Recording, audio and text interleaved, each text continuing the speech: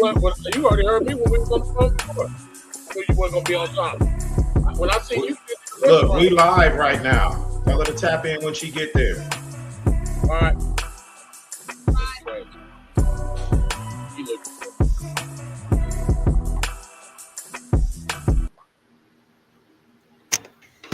What's good, everybody? Welcome to another episode of Four Corners Legacy Podcast. I'm your host, Valley Uno. What's up? Going on? I'm too soft. Oh, what's happening? It's Diesel the Locomotive. We in the house. What's happening on this good Sunday? Yeah. Yes, it's a beautiful day. So how y'all living? Oh, I'm right. I'm in the A right now. Well, in Georgia. Mm-hmm. Yeah. At least y'all got a little different taste of weather out there. It's been ugly out here, man. Yeah, it's Did it snow up there? Did it snow up there too? I mean, not right here, obviously, but we got snow at lower elevations than what it normally is in Northern California, you know. And even I heard down in Southern California, it said it was snowing like San Diego and Bakersfield. Yeah, it's snowed at Magic Mountain. Typically be getting snow at. Yeah. No, I seen that. Snowed at Magic Mountain. Yeah. Which is crazy. Mm-hmm. But that's because they're not treating Mother Earth right. Yeah, it probably is something along them lines. My bad. You know, I got to go in here and make sure I'm good. Yep. And for some reason, it's like every other week it go back and forth, man. So yeah, now we good.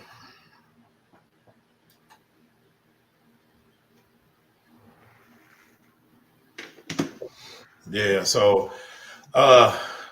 shout out to all the viewers, everybody that's on right now. We waiting on one of our co-hosts. There was a issue with scheduling, a conflict. That's the reason why we pushed it back an hour, and we just waiting for her to join, and then we gonna dive into some of the topics that we got listed in the description and all that. But for right now, we just chilling, you know. Oh, we got one. What up with the Spade Loke? What's happening with you, bro?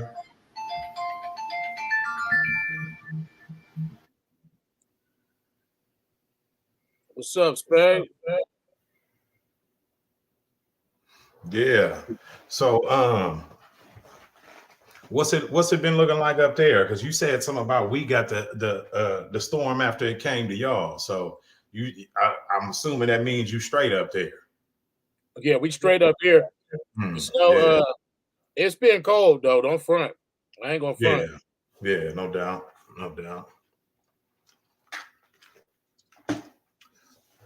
Yeah, we talked about them Kings last week, and I still ain't watched the game. You know, it might take a minute for me to get rebuild that desire to watch some basketball again. Yeah, so I don't know how they doing in between now and last week, but yeah, I ain't looked at a game yet. Mm-hmm. But yeah, whenever y'all ready, man, because I don't want to keep people waiting. I think we need to just dive into it and let her come on when she come on. I agree. Yeah. I agree. Yeah. So let's dive right on in. Yeah, okay. So we're gonna start it off with this here then, you know. This recently took place that Nipsey Hussle's killer, Eric Holder, was sentenced to 60 years to life for the murder of Nipsey Hussle. And I will just start right off with saying I like how they played the word game with him. You know, you took out, you know, the icon from the 60s. And they broke his ass off with 60 years. I refuse to believe that was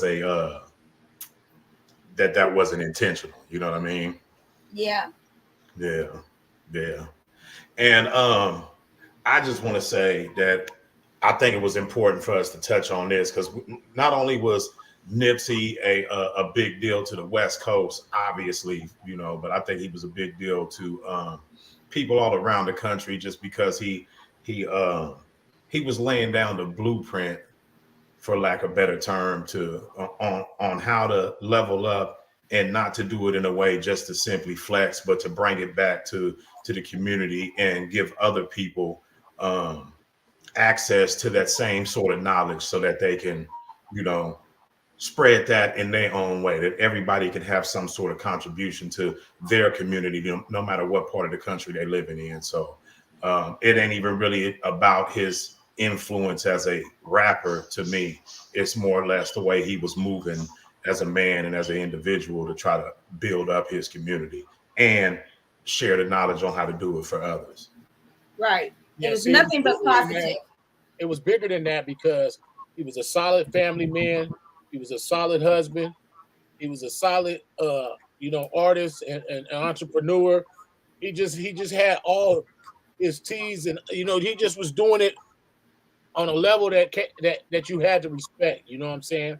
Right. And he was a hater. Dude was a hater, and that's why he did what he did, because he was a hater, because he knew he could never match to his abilities. Mm-hmm. Well, he knew he wasn't going to be able to take that ride because he was having some shady stuff going on with his record or whatever, or his reputation or whatever you want to call it. But a lot of people were saying Nipsey got what he deserved because he called dude a snitch and all that shit. But that Cowboy was basically saying that's not even what happened. And I mean, he was standing right there. So I would tend to believe somebody who was standing right there over somebody who's reading social media. Yeah, no doubt. No doubt. Yeah, his input on what was going on is obviously going to be more acceptable than somebody who's putting the pieces together from outside the lines. The whole thing of the matter is you can't believe what social media is saying any damn way, because it's, a lot of it's fabrication and trying to make oneself sound better than the next person. Okay. Mm-hmm. Mm-hmm. Yeah. I know. The proof was in the pudding. His actions showed the type of person that he was. Okay. Mm-hmm. Yeah. And that's just it. And that's all. Yeah. I think it speaks to the inability for us as a people to be, how can I say it? To be able to perceive things on a more long-term, greater good type of aspect. You know what I mean? He was obviously blind to the influence that Nipsey had as far as the greater good. You know what I mean? Mm-hmm. Him and whoever else might have been a part of that. They had blinders on. They kind of living in their own world and just failed to appreciate the value of what he was doing. And Right. like I said, even though I rock with his music, that ain't even really what it's about. It was who he was as an individual. I think he was an example of how to be a man, or how to grow into a man, for those that come from the same type of circumstances that he did, that you don't have to be locked in or trapped in that way of life, that way of thinking. It was a whole lot bigger than his music. Right. Mm-hmm. Well, that's why everybody fucked with Nipsey, was because it was bigger than the music. If it was just about his music, he wouldn't have had that type of impact. Let's just keep it 100. Mm-hmm. And he had that charisma that shined naturally. It was born in him. He didn't have to try and make himself be charismatic or attractive to people, because his energy, from his natural energy, attracted people. Good energy. He had good energy. He had light in him. You can see the light in him. You can see the genuine, that he was genuine, and things of that nature. It's unfortunate that pretty much all of our black leaders or anybody who tried to take a role of leadership in our community is always getting gunned down or taken out some kind of way. Yeah, and I think what it says to me is that if we're somebody that has that level of influence and we want to be able to reach back to the community, that we have to have some self-imposed borders for ourselves. You know what I mean? We want to be accessible to the people in our community, but to a reasonable degree, because it's been demonstrated that you putting yourself on the line by doing that. You know what I mean? You're putting your safety at risk. You know, we've seen it with Nip and plenty of others. You know, we be accessible to the people who you trying to build up, but not to the point that, you know, your life can be snatched from you at any given point. You know what I mean? You got to have some self-imposed borders, because that's just being real about the mindset of the people in our community. What up, Mai? What's going on, y'all? Thank you Oh, not guys much. for allowing me to jump in at the last minute. I appreciate that. What's Oh up, yeah, it sis? ain't nothing. You know, things happen. We got it rolling, and we done kind of all gave our spew. So really, you right on time. Okay, perfect. Yeah. Perfect. I feel like 60 years is not enough. Like, but I guess in my mind, it's never going to be enough because of what we lost, the type of person that we lost. I feel like he was making such a huge impact in his community. He was making a huge impact in other communities because he was not just a rapper. The things that he was talking about, ways to form generational wealth, doing things for the community to rebuild itself. Because yes, we have a whole bunch of broken communities, but what can we do about it? And I feel like he was taking steps to make that happen, and that's why I love Nip. I thought that he was able to change the game by actually showing them steps that can be taken to make it better. So that's what I loved about Nip. And 60 years, it's just it's okay. Yeah, I'm glad he's going to prison, but it doesn't bring back Nip. And so I wish he would have got life. I wish it could have been times 60 times 60. He You know what has I to mean? do, listen. He has to do 60 years before he's eligible for parole. He'll be in his 90s before he's eligible for parole. He ain't gonna make it to his 90s. Yeah, You see Right. that No, shiner he's he he not. got right basically now? got They need life. him to ass up. He got Right. life, because it's Well, he 60 did. years to life, you know, and even if it was just 60 years, the chances of him surviving that long is pretty slim. You know, they lifed him out. And that's why I feel like they put that 6-0 on there intentionally. That 60 was not by accident. I was like rolling 60s. It made me think about that. So that part was Yeah. good. Ooh, I'm Mhm. sweaty and hot, rushing to the. And ain't nobody gonna rep that section harder than Nip did. Period. Yeah. And Yeah. they thought, I don't know about the conspiracy theories. If they did backdoor Nipsey, it was the stupidest thing any neighborhood could do because nobody's gonna pick up the slack where he left off. Nobody. Absolutely. Yeah. True. True. Mhm. And that's a Nobody's gonna shame get that. because Nobody's gonna touch them M's he was touching. Nobody's gonna. It ain't gonna happen. So with him out seeing the plan come to fruition without Nip, never. Yeah. Yeah. Yeah. Well, I like that he had so many videos. There's so many videos of him talking as a person. And you could tell that he wasn't doing it for the likes. He wasn't doing it for the crowd. He was speaking off of his dome, and he was Mhm. speaking change. He was speaking he was growth. passionate about it. Yes, he was passionate. So that's what I loved about Nip. Shout out to my niece Kai. She was a big Nipsey fan. She was a Nipsey fan the way that I'm a Tupac fan. So to Mhm. see it happen again in another generation is like shaking my head. It's ridiculous. Yeah. In Yeah. this scenario, I'm glad that the killer was caught and that he is gonna do some time. So that part is good. Mhm.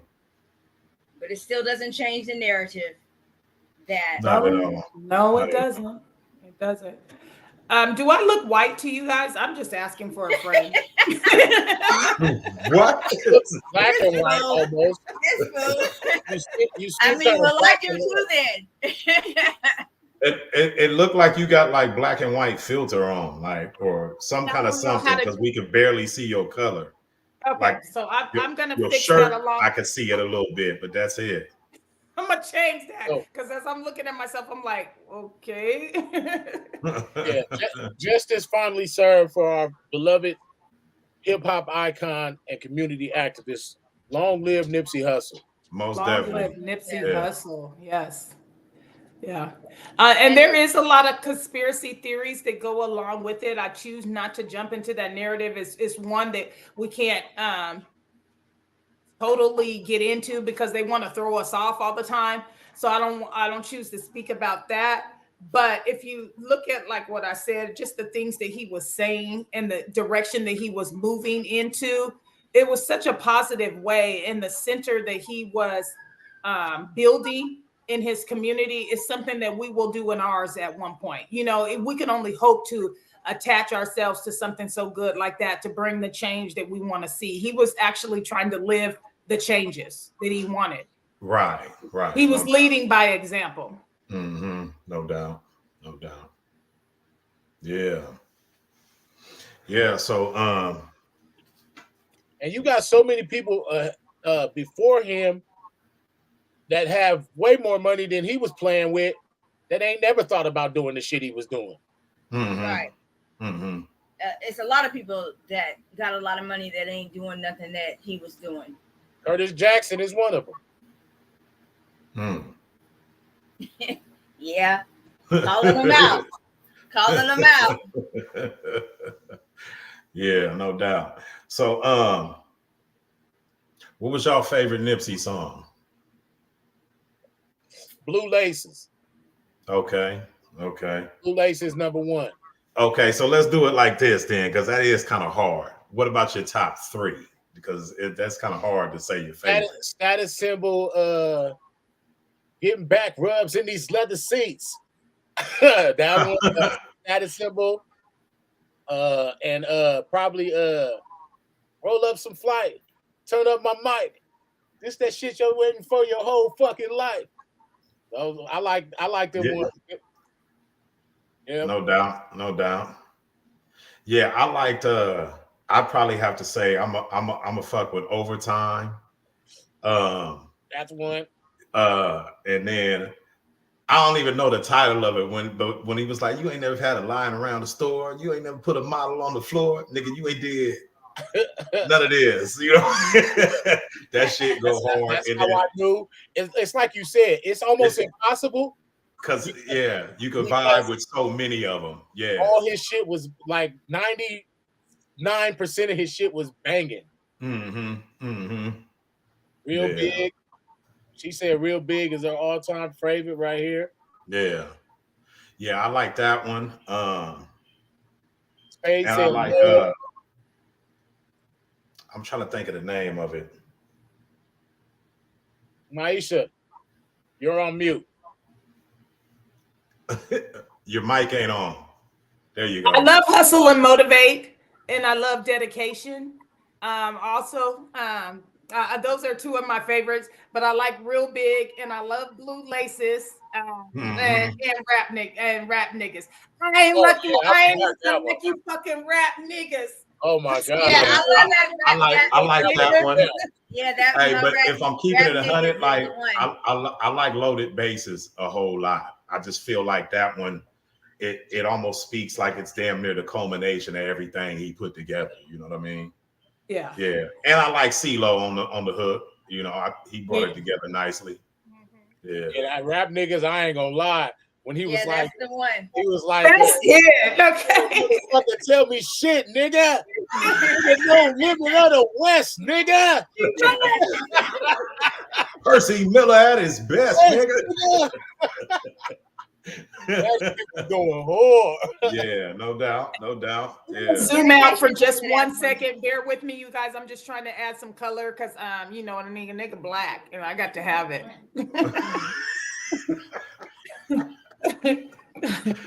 Oh shit. I wish my Yeah, daughter man.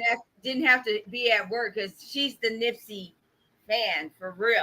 Okay. She the one turned me on to Nipsey, you She's know. the one that turned me on Yeah, too. And she yeah, been grinding she been playing Nipsey since she was back in college. Okay. yeah, no doubt, no doubt. Yeah, we got the fam in the house. Shout out to the chat, everybody that's in there. Uh, like I said, what up to Spade, Niche, Shay, Unfaded. What up, Miko? You Ah, know, What's yeah, up, Miko? yeah. So I think when we think about the topics that we gonna cover in here today, I think Nipsey was his whole pattern, some of the shit that we didn't already said about why we appreciated him. I think it ties into the topic of masculinity. You know what I mean? And how that looks from each person's perspective, and how it plays out through their actions. You know, I think he was a good example of that, in my opinion, most definitely. He was a example of a lot of different things, but he showed that you could be a thug and a gentleman at the same time. I think some niggas get it twisted that just because you call yourself a quote unquote thug or a quote unquote gangster, that you somehow cannot be a gentleman. And so I like that he was able to do that. I like that he let his lady be his lady, and that he was able to show respect to his family, his grandma, his daughter, all of that Mm-hmm. at the same time. So I thought he showed to me an ideal of what masculinity really is. Because to me, being masculinity is being well-rounded like that. You don't got to define your masculinity. You do not got to continue to try to uphold it. It is what it is. If you're and that's Mm-hmm. masculine, you're exactly why they masculine. hated him. That's Mm-hmm. exactly why they hated him. For those things that you're saying right there, real people loved him, but the streets don't. They don't love none of that. The streets hate all that shit. And can I just say for a moment that I love your guys' backgrounds too. Your backgrounds are dope. Shout out to Real Love for Nipsey, and for what it stood for. Because actually, we respect him as a person, not just as a rapper. You know what I Mm-hmm. mean? And can we just, Absolutely. before we jump all the way into masculinity, can we talk about the victory slap? I'm sorry. Okay, it was the bottomless mimosas for me. I heard that. No, the victory slap was lit though. Well, Ain't no because it doubt about showed that that. it's like you're trying to disrespect me for no reason. And sometimes you just be like, I'm gonna slap the shit out of you. You know what I mean? And he slapped the shit out of Nick. Mm-hmm. Okay, I'm Mm-hmm. sorry. I'll get back to masculinity. Okay. So we got this comment up, and she's addressing the way how Lauren London had said the way Nipsey handled her when she would be on one was so touching. You know, that basically when she got upside down emotionally, he didn't match her with that emotional energy. You know, he was able to kind of walk her through it in a way that, like I said, didn't match the energy, because I think sometimes that's what happens in relationship settings. You know, when our chick get on one, we want to match that and try to get on one back in order to put her back to where she was prior, rather than addressing it from a alternate standpoint, to let them kind of ride that wave out, and like, yeah, I rocked with you through the wave, and now that you can come off of it, I'm still right here. You know, yeah. Right. I think that's what a real man has got to be able to do. In a relationship, you got to allow somebody to feel whatever emotion that they're feeling and encourage them through it. You know, it's not Mm-hmm. about trying to change their view on it. If they say, if I tell you I feel sad, you don't get to say, well, you don't have nothing to be sad up. You don't get to say that, because I've told you already, I feel. So when someone says I feel, we have to just adjust to what they're feeling. We can't try to Mm-hmm. change how it is that they're feeling. He allowed her to go through her emotions. So that's Mm-hmm. beautiful. And Mm-hmm. what's the good thing about Nip is he never got high strung. He always talked calmly, rationally, and on the interviews or when he was talking about something, he stayed calm and just spoke what he had to speak, and that was about it. And that was it. Yeah, and it's not to say that as men, in order for us to embody our masculinity, that we have to be emotional robots. It ain't about that. It's about being able to really understand that logic and emotions, they go hand in hand. You know what I mean? And we have to find that balance of our emotions and how we can apply logic in order to navigate ourselves through those emotions, to yield the best result. You know what I mean? Yes, I agree. Not always do we sit back and check our own selves about our emotions, but we don't want someone to check our emotions. We want to try and understand that person's emotion. And I know myself is sometimes always a little bit sensitive, but then once I get my feelings hurt, then I jump back and be angry afterwards because you've hurt my feelings, and that doesn't settle it either. Yeah. And I know a few people that also do that, and it, then it gets you all riled up, and get your insides feeling all messed up, and nothing good comes from that. Yeah, no doubt. What up, Kiki D? We see you. I wanted to comment on this real quick. Being Pretty 916, she said, "Do you don't think 60 years was a fair sentence?" I'm just gonna say, like, he'll never finish that term out, ever. He's for sure gonna die again. Yeah, and like I said, because I agree with you on that, because it's not 60 years, because 60 years would mean he would do 80% of the 60, and I think that's where people are they're missing the 62 life. Well, So what that means is he has to do 60 years before he's even eligible to go up for parole. And more times than not, when people get that first parole hearing, they ain't getting out. You know what I mean? They'll tell him in 60 years, if he was to do the 60 years, they'll tell him, okay, in 5 years, we'll bring you up for consideration. Right. But the thing is, at the end of that 60 years, if he's alive, he's gonna be damn near 100. So you got to really look at what's going on here. He's in his 30s already. Yeah, he's never gonna see the outside of a prison ever again. Well, I don't know if you guys had seen that video that I had sent you. It was a video of Cowboy, and he was saying that he can't wait until he meets his new cellie. And I was just like, damn, that's basically like a death sentence right there, because they get to pull that card. They have that ability. They're strong enough in the system. It's enough of them out there to make that shit shake. And not just that, the guards, come on, man. The guards gonna make it happen. Everybody gonna be for that happening. Them COs was pulling up to the job, slapping Nipsey. Right. Yeah. Right. Yeah, no doubt. Yeah.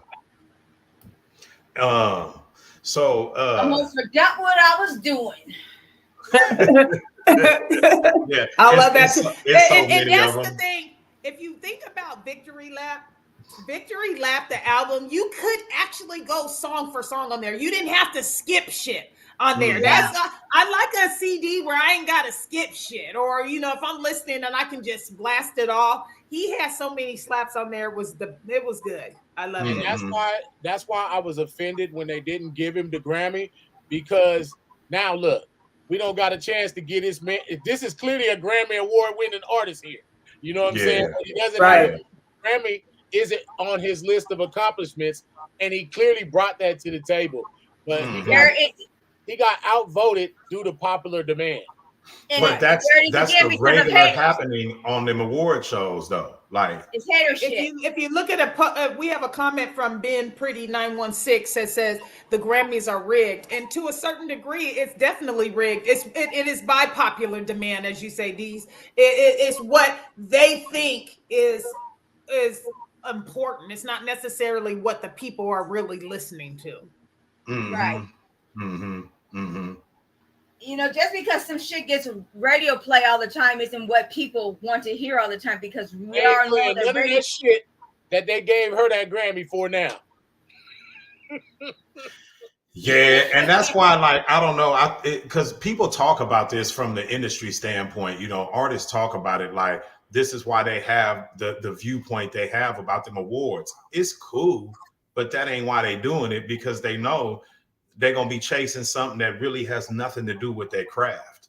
It's about popularity, you know, and so why chase popularity when you got art to represent you? Right. Yeah. Put us back in four corners. So I just wanted to share this. So on my YouTube, I listen to YouTube a lot, and I go through YouTube. My recap for 2022, my number one artist was Nipsey on there, and he got the most airplay out of everything I listened to on YouTube. And my number one song was Blue Laces. Wow. Okay, so he was in my top two. He wasn't the number one. I think Tasha Cobbs was my number one, but he was definitely had several songs from Nipsey that were in my top from Apple. Apple Music makes a playlist out of your songs, and he definitely was on there. Yeah. Mm-hmm. Yeah. I'm gonna have to check my playlist because. Go ahead. I said I'm gonna have to check my playlist because I don't even know how to do that. You guys are gonna have to tell me how to do that. It does it automatically. It just gives you a recap of everything you played in 2022. Yeah. Okay. Yeah, because I didn't get that neither, and if I did, I must have skipped right over that. But you would be amazed at what you listen to the most. Right. I already know. I listen to Tupac the most. I already knew though, because I had that Blue Laces on repeat. I just would press that one to where that one was in there, and my whole ride to wherever I was going, that's what I was listening to. Well, and the funny thing though is I thought that I listened to more Tupac than anything else. Nipsey was ahead of Tupac. Mm-hmm. Flies was ahead of Tupac because there's a certain Flies album. Oh, Jesus Christ. Listen. It was only, I'm going to slap everybody. It was only because I listened to this one specific Flies song over and over and over and over again. And y'all can't be mad at me. It's just because, you know, words have power. So I always be like, I got plenty of money. I ain't listening to nobody ain't over 5'3". Woo! You put us back in the four corners. I hate looking at it like this. Okay, look, we're just trying to make sure we remained on topic. We didn't get off too far, you know. Okay. Speaking about masculinity, nah. Right. Yeah, so I mean, let's really dive into it. You know, we hear people talk about masculinity, and some people kind of use it as a crutch to uphold their bullshit mindsets. Then there's some people that just don't like masculinity and they label it toxic masculinity. You know, what's y'all take on that? Okay, so let's dig into what masculinity by definition is. Does anybody already have it pulled up? It's in my phone and I'm fighting for my phone right now. No, I don't have it pulled up. No. We can pull it up. It ain't no big deal. Mm-hmm. Definition of masculinity. It says qualities or attributes regarded as masculinity means the definition of masculinity is qualities or attributes. He was literally reading it. Okay, we'll go for it then, bro. Maybe you need to turn your volume up or something, D's, or out, because I don't know how she did. Because he was right in the middle of reading it when you got about 5 mimosas in her. That's why. Qualities. Oh, Hey, her you ears is guys don't plugged even up by the know. alcohol. I've had shots of Hennessy. I've had mimosas. I've had Oh, some shit. tequila. I've had Don Julio. I'm Yeah. lit. Qualities or attributes regarded as characteristic of men or boys. Handsome, muscled, and driven. He's a prime. Let's go. There's It says he's a prime example says brave and strong. of man driven. He's a prime example of masculinity. In our society, that's what masculinity is. He has muscles. He's masculine. But I like that they threw in driven and handsome, but masculine, I think the qualities and attributes regarded as characteristics of men and boys, I think that's where it gets thrown off, because everybody's trying to brainwash into their head their idea of what a boy or what a man is, or Not what everybody. Well, you know, masculinity, they try to say that if a young man or a man cries, he's not masculine. You know, Right. he's not being masculine. And that's not true. That's not correct. Okay. Okay. So here it is right here.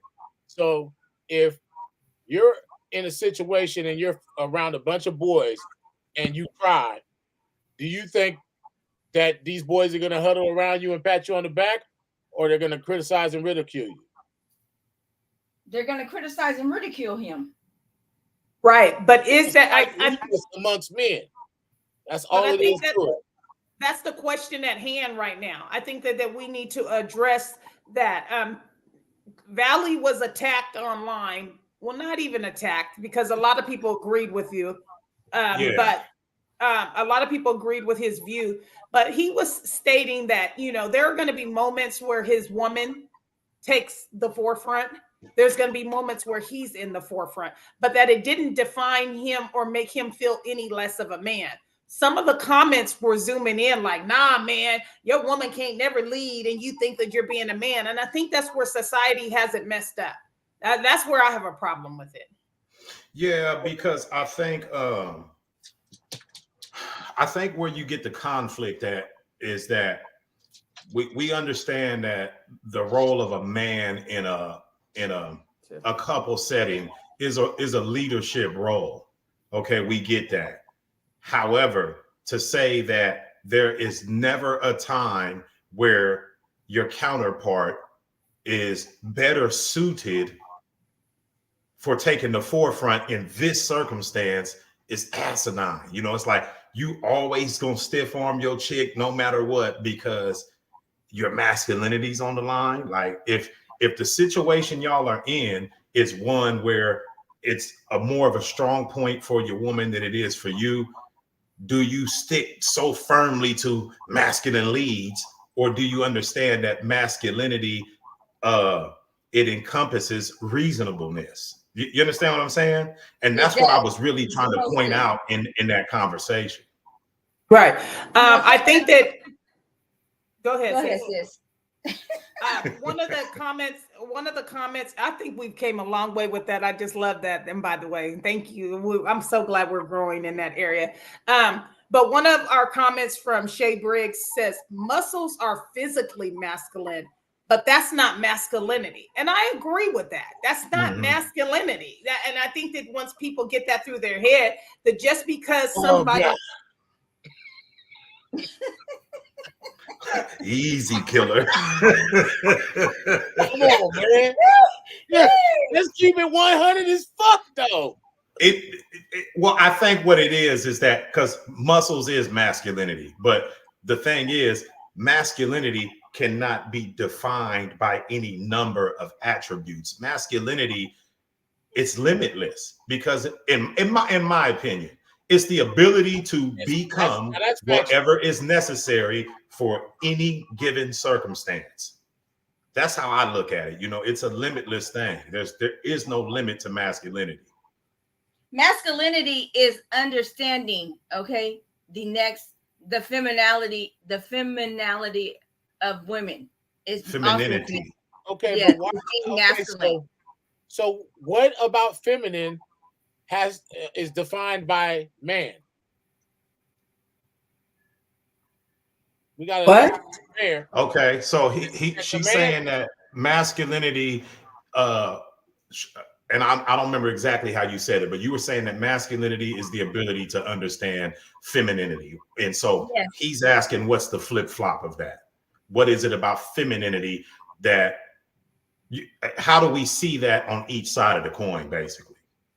The same way that a woman is supposed to understand the masculinity of a man. Someone told me the other day that when a woman tries to do something that a man is supposed to do, then she's becoming trying to be like a man, and she's lessening his masculinity. And I disagree with that. I disagree with it. It is. I just Hold went up. through this the other day. Hold up right quick. Can you repeat that? Because I was trying to look at these comments so that I wasn't leaving people out. I was told that when a woman tries to do something that a man is supposed to do, then she's trying to take the role on as the man of the situation and is lessening his masculinity. And that's not true. To be a man is to understand that a woman is able to do things that a man also can do, and a man can do what a woman can do also on certain things, and that's to understand each other. Well, for one, we have to get rid of these gender roles. Okay, no, we don't. Stop. Okay, so I can't mow the lawn, nigga. What if I enjoy mowing the lawn? What if I enjoy mowing the lawn? What if I enjoy? That's what I'm talking about. No, but hold on. The other day, an electrician came over here, a female electrician, and fixed the lights and shit, right? And she made sure one of her comments was, "Oh yeah," because she thought she assumed that I wasn't capable of fixing the lights. That's why she was there. But I wanted to fix the lights, but I wanted to do it the way I was taught. So what was her comment? Because we got to. I just was lucky enough to have a dad that taught me how to do this stuff for myself. Like as if I didn't actually have the capability of doing the shit. Or as if you didn't have a dad. You had a dad who knew electrical stuff. My dad was an electrician. Exactly. He was no. Let's get this. Let's put it out there.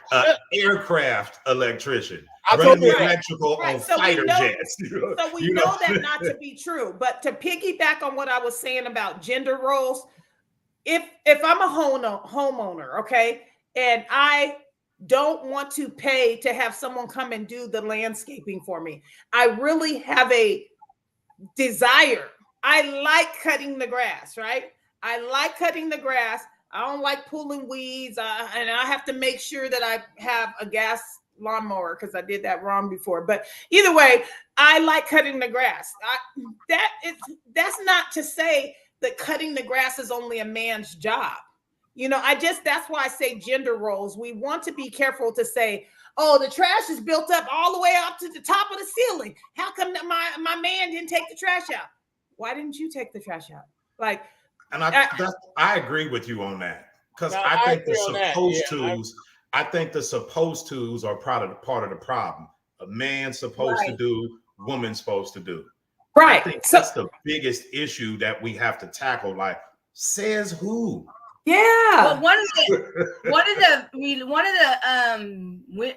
a couple that I know that have been married for many, many, many, many years. Both of their roles are equal. He does laundry. He cooks. He does this. He does that.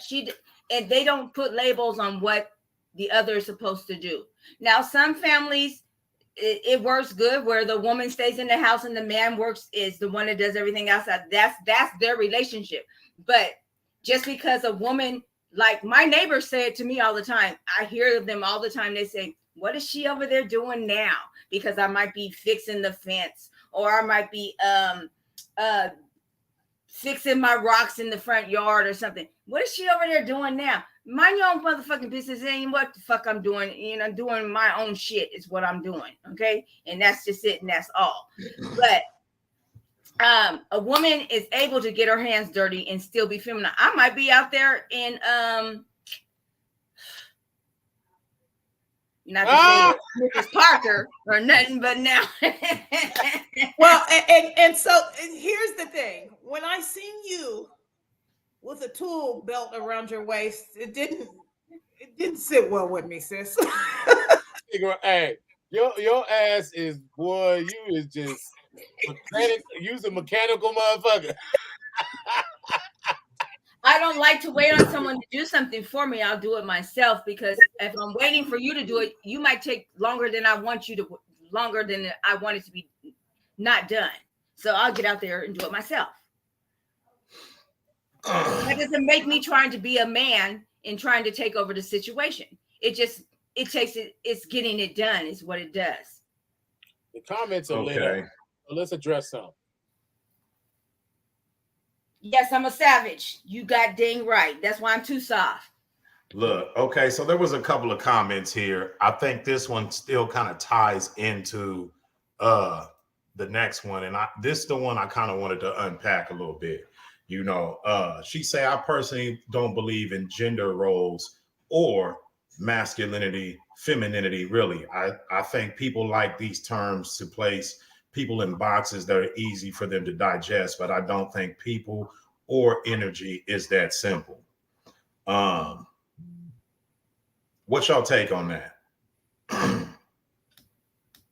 I don't know what it's leading up your to. mic, Mai. I don't think that it's that simple either. I don't think we should place people in boxes. I do want to make a special announcement and say I may be leaving the podcast in just a few moments. I just have got some distraught news, but okay. I don't know. We'll see how it goes. But I personally don't believe in gender roles, as I had already spoke on before. But one thing that my sis has taught me that I do believe to be true, she said, you should always know how to check the fluids. You should always know how to change your tire in your car. And I always laughed at her and stuff. But there was a time where I had a nail in my tire and I was like, oh my God, what am I gonna do? And I had a spare, but I just didn't know how to do it. So I don't think, in that case, I think that we shouldn't have gender roles. I believe you should be able to get down and dirty and get your ass off the highway. You know what I mean? Pull right over and I fix that shit too. Okay, so gender roles. For me, I think gender roles is a separate topic from masculinity and femininity, because I think that speaks more to energy.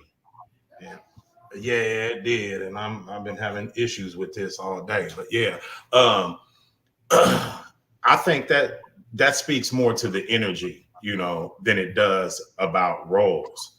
Masculine and feminine energy is something that exists it's across nature. We see that. We can't run away from that and say that that's about putting people in a box. That just is what it is, you know. As Kiana Wiggins says, masculinity and femininity are simple words such as this definition. It is what it is. Society has made it more than it has to be. And they do. They always trying to make something more than what it is. It's straight cut to the chase of what it is. Simple facts, and that's it. Okay. Well, okay, I think that's what it is. I mean, are they making it more than what it has to be? Or is the expressions we hear people's attempt to gain an understanding of what it is? We say it is what it is, but what is it? And unless we throw out these topics and these ideas at one another and have these conversations, how do we ever get to a place where we actually know what it is? You know what I mean?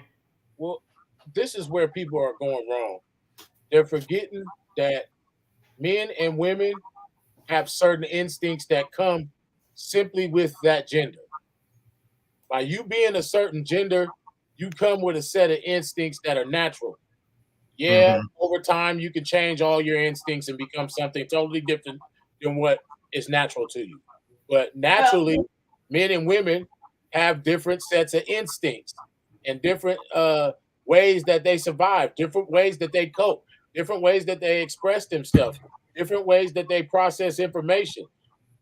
So by people trying to define masculinity by what they think, they're virtually telling, in some cases, they're telling men to do things that are impossible for men to do. Not impossible, but it's because it's possible. But why do you want to talk me out of my nature? Right. That's That's what what I the meant real when I said question is, you impossible. know, That's why I because said impossible. because you know it wouldn't be fair for men to talk women out of their nature, you know. See a good comment on here, and I want to piggyback on it. I don't know if you guys have seen it yet. It's from Whose is it? FRAQ. I The haven't seen masculinity is a divine man's divine energy. Got one? Yeah. Okay. Okay, so masculinity is a man's divine energy, role, and position and rulership given by the creator. Now, if I want to tackle this with tact, um, if woman came from man's rib, and we come from a man, the likelihood of a man, I do believe that the leadership role is initially the man's divine energy. It is to be a protector, to be a provider, to make the decisions in the household. However, I don't believe that it has to be only one way. Well, let's just put it this way. In our society and in our community in particular, we have women assuming the leadership roles, and we have Eric Holders gunning down Nipsey's as a result. Okay. As a result of what?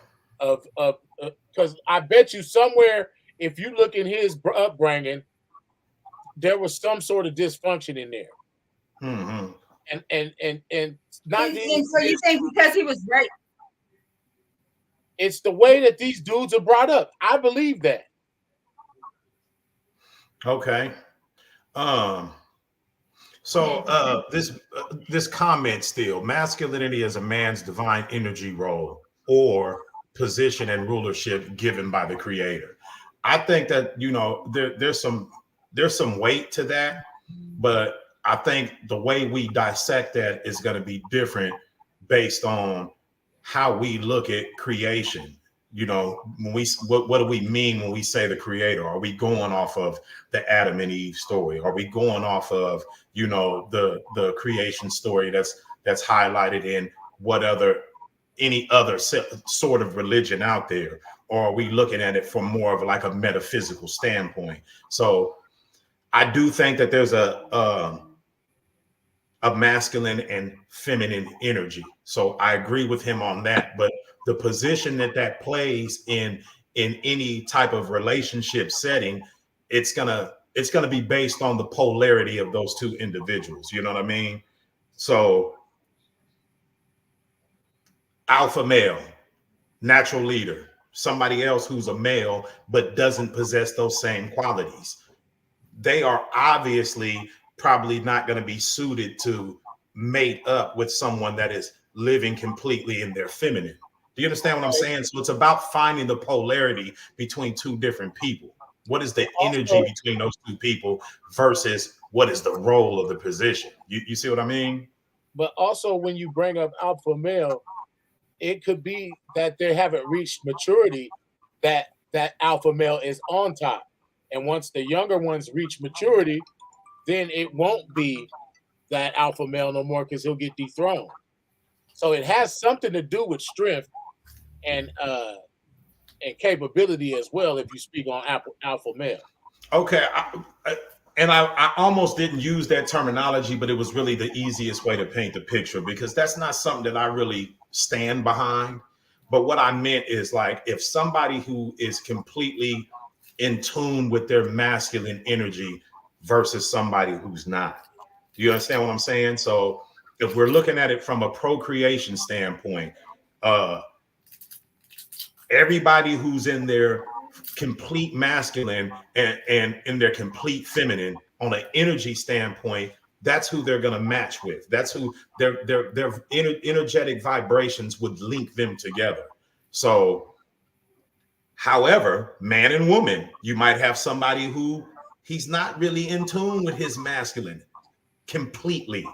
Is it to say that he should never procreate? Or does he match with the person whose energetic vibe matches with him?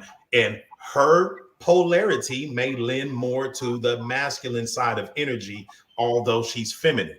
and his polarity may lend more to the feminine side, although he's masculine.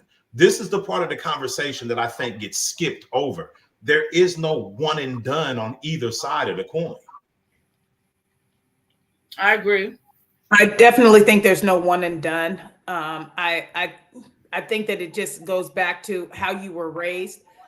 One of the things I was talking to the girls about, and if you guys could look at your messages from me, one of the things I was talking to the girls about, I was saying, when you're in a relationship, do you guys agree about when you're with a man and he pumps the gas? Is that more on a gender roles thing, or is that pump the gas? I pump the gas for my woman. And that's what I'm saying. And I think that that's how it should be done. I don't think that when there's a man in the car, a woman should have to pump the gas. I think that if, is that a gender role? Though I don't want to go back into what you were saying about gender roles, because I don't want to lose sight on that. But I just think that there are certain things that being the leader and the man that you just do. Is that correct? This is why I say we got to get away from the supposed tos, because it's not about supposed to do it. It's about doing the courteous thing. Right. It's easier for her to go in there and pay, and while she's paying, I pump. That's the easiest way for us to do it as a team. Right. But we have to think about real life scenarios. We pull up to the gas station. I'm on a business call.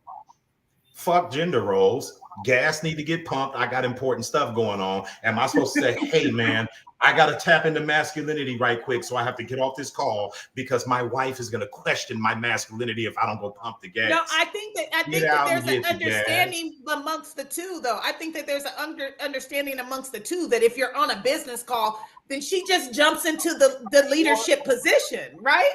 Or I had tweaked my legs at the job or whatever, so she got out and actually pumped because she didn't want me to get out wrestling around with my knee. So she actually pumped the gas. So there is no questioning whether it's either if we're in a regular situation, then I'll pump the gas. But if it's some circumstances that can't allow that, then it has to go down. However, Okay, and I do agree that even if you're dating, I agree that if you're dating, you should still do that too. Because you're dating, and if you're dating for a reason, if you're dating with a purpose, on purpose, then I gotta go real quick. Okay, what about this scenario? You both are in the house watching TV and you hear something. Is it the man's role to jump up and go and check and see what the noise is? It doesn't have nothing to do with the job. It's if I'm a real man, there ain't no way I'm gonna trust my woman to bring down the beast that's trying to get the fucking out. That's really what it comes down to. Who's the one that's really suited for that? Let's just keep it on it. You know what I mean? It's not about supposed to's or who should do. Okay, it's about whatever is going on outside our house or whoever is breaking into our house. If we're gonna survive this and be uninjured or be as least injured as possible, I got to step up and run that play. You know what I mean? I'm not about to play. Not that she can't do it, but we're not going to find out tonight. No. I'm doing that. Yeah. Well, I think it's something that is taken out of context a lot. But as Unfaded said, they've been trying to demasculate us for the men for a long time, and that has something to do with the two. But I don't believe that though. As Kiana says, men are naturally take the lead. There's nothing wrong, but with a woman doing that, that's why it becomes bigger than it needs to. Relationship is a partnership, so that the part you takes it in. We're gonna read that one more time. Men naturally take the lead, but nothing is wrong with a woman doing so. That's why it becomes bigger than it needs to. Relationship is a partnership, so you should know the part you take in it. Mm-hmm. Mm-hmm. Mm-hmm. So, and this is what I mean when I said I still think it's situational. You know, I think by and large, men would naturally take the lead. However, that's not going to be the case in every situation. I mean, we can all think of somebody that we went to school with right now, and looking at that dude, okay, he probably gonna have to have a chick to straighten his life out simply because of his gender, his biology. He's supposed to be the leader. You know what I mean? Like, and if he can't be that, then he should never have a woman and he should never procreate. But I think it comes down to There's women. a vibrational match for him, and that vibrational match, she might be the one doing more of the leading. Okay, but women are testy by nature.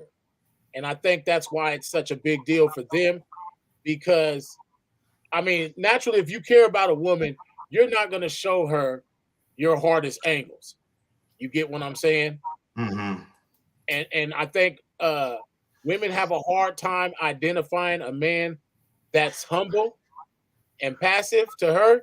They mistake that as him being feminine or weak or something like that. And really, all it is that he might be the type that goes extra hard in those situations. So he never presents her with that because he knows that that'll scare her ass away. Mm-hmm. Mm-hmm. Yeah, most Possibly. definitely. Shout out to Mr. Jarvis. I don't want to overlook nobody. I think we done kind of saluted everybody else that came in, so we appreciate your input, bro. Yeah, I definitely agree with that. You know, it's one of those things that we got to kind of pick and choose what we're gonna be a part of. You know, but I did want to I wanted to put something up here because I just thought it was necessary to at least try to get some insight on what even brought us to this masculinity thing to begin with. And I know we talked about it a little bit last week, but even with that being said, oh, it's not it. I think I deleted it from the last time. I thought we still had that slide from oh no, yeah, I do. Okay. This right here. Okay. So because I think this is really how we got on the conversation. Because this is the actual post that I commented on. And it says ASAP Rocky is going to be a great mom. If you don't see nothing wrong with this picture, then you are a part of the problem. And I had some comments on there that basically contested what this is saying in the caption because I didn't agree with the viewpoint of the photo. And just to put it out there, when I set up the video, I gave partner right here, Block Street Billionaire, an invite. So we ain't saying nothing about him or his viewpoint that I wasn't ready to say to him or hadn't already said on the post. He got an invite to today's podcast and really could be a part of the conversation at any point in time. But nonetheless, though, I think the skewed viewpoint of what we see here is part of the issue for me. You know, is it masculine to require that your woman stand behind you all the time? Well, this is my viewpoint on this. When you have children, walking on the beach. When you have children, the mom and the dad both take care of the child. And who's to say that because he's holding the baby and he's behind her that he is being a simp? He's being a man and he's carrying his child. We understand that. But I mean, let's just look a little deeper though. They're walking on the beach though. What that mean? It'd be different if they were standing on top of a globe or something like that, a globe of the world or something like that. But I mean, let's face it. In that situation right there, she is the powerhouse provider in that situation because she's a billionaire. And I think for me, I'm not even looking past the fact that it's a goddamn magazine photo. I don't think that is a representation of their relationship setting. I think it's about, I think about what it says, Rihanna Reborn. So this is her photo shoot, and her family is included in the rebirth that's being talked about. Why the hell would he be in front of her at her photo shoot? I'm not even seeing a representation of their relationship. I just see the magazine shoot. Does Vogue ever have men on the cover? Like yeah, they do. So they've had couples on there before. No, I'm saying, have they had a man on the cover of Vogue with no woman present at all? I don't know. I mean, shit. It's a women's fashion magazine. So she should be in the front then. That's the way I look at it. And it's featuring Rihanna. Right. Yeah, if she's the feature of that cover, then why would it be anybody else on the front of that magazine cover? And that's what I'm getting at when I say that people seeing that and they lost sight of the fact that this is a magazine photo shoot that is highlighting Rihanna.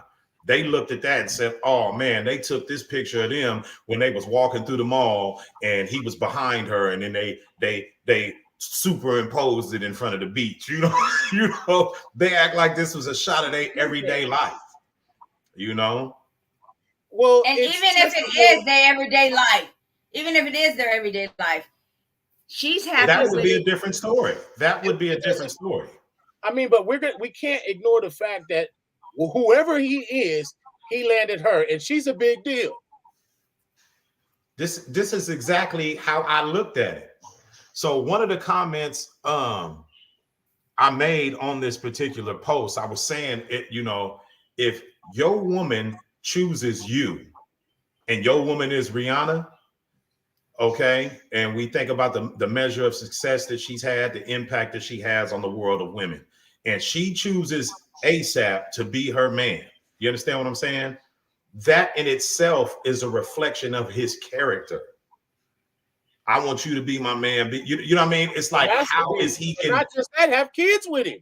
Right. You know, I think him being included in this is a expression of her respect for him. So that's why I disagree with the definitely the caption. Her putting him on the cover is big ups. Like you feel what I'm saying? Like that's showing mad respect for him by her putting him on that cover. I agree. Mm-hmm. I agree. Mm-hmm. Because how many she could have just ran that by herself. How many powerhouse women don't do it? Yeah, that's the question. Not the fact that she did it. It's how many women wouldn't have did it. And like I said, I can't help but to view that as a reflection of her respect and appreciation for whatever role he plays in her life. You know, that's exactly what I thought when I seen it. I was like, damn, she really love this nigga. Yeah. You know, but let's say, for instance, though, like, because I think I mentioned this already, that even if it was in a real life setting, real life scenario, that sometimes the woman is the one who's equipped for the job that's at hand. So wouldn't it make sense for her to take the lead in that circumstance? I think this might be wrong right here. Stedman's been on something with Oprah before, hasn't he? On a magazine before? I don't know. He has. Yeah, he has. But I get what you're saying. Behind her. I mean, he's been with her all them years. At some point, he's got to be important to some degree. Whether he's a yes man. Or being in the back front. Right. Whether he's a yes man or not. I mean, he's always been there. Why is he going to be a yes man? Because he doesn't have a lot to say. And for all we know, he could be the brains behind Oprah. For real. For all we know, he could be pulling all kind of strings back there.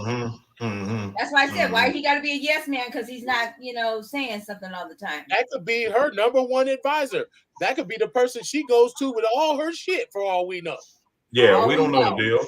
We don't know the deal. That's for sure. Mm-hmm. Yes. Yeah. So it's okay. I'm gonna just put this up here, and y'all tell me what y'all think. Okay, it says toxic masculinity is an attitude or set of social guidelines stereotypically associated with manliness that often have a negative impact on men, women, and society in general. The term toxic masculinity is meant to imply that the idea of masculinity in itself is inherently bad. Instead, it's meant to point out that certain behaviors and ways of thinking often associated with masculinity, from mental and physical toughness to sexism and homophobia, have a negative and often dangerous impact on the world. What y'all think about that? I just want to say first and foremost that when I hear toxic masculinity come out of somebody's mouth, it makes my fucking skin crawl. Mm-hmm. When you hear the word or you hear the behavior, is that When I what hear you the said? word toxic masculinity, it makes my skin crawl. Elaborate on that. Well, Uh, go I ahead, think bro. I think because like it's saying that these some of the things that men are instinctive, and until you actually walked as a man, talked as a man, lived as a man, and been in a man's body, you can't really say what from a mental standpoint or society standpoint is it his actual behavior, his actual instinct. You get what I'm saying? Yes. Yeah, I agree with you on that. I mean, I don't particularly like the term either, the terminology either. But I felt like if we was on this topic, we had to address it, because I don't think masculinity can be toxic. Masculinity simply is masculinity. You know what I mean? The word toxic is in reference to how somebody on the outside feels about masculinity when they're presented with it. Right. You understand what I'm saying? So their feelings do not determine what masculinity is. Masculinity is simply masculinity. And if it's offensive to that person, then they should just say that I'm offended by masculinity, Right. instead of trying to make a shotgun blast statement on masculinity. Because if you're offended, we can respect that. Now we can have a conversation because you've owned responsibility for your own feelings. And now we can have the conversation. But if the way you express your feelings is just to blast anything masculinity, anything masculine, it just doesn't really it doesn't set the stage for a healthy conversation. And then look at it like this. I always look at it like this. If women were more powerful than us physically and kept their same brain that they have now, where would society be for men?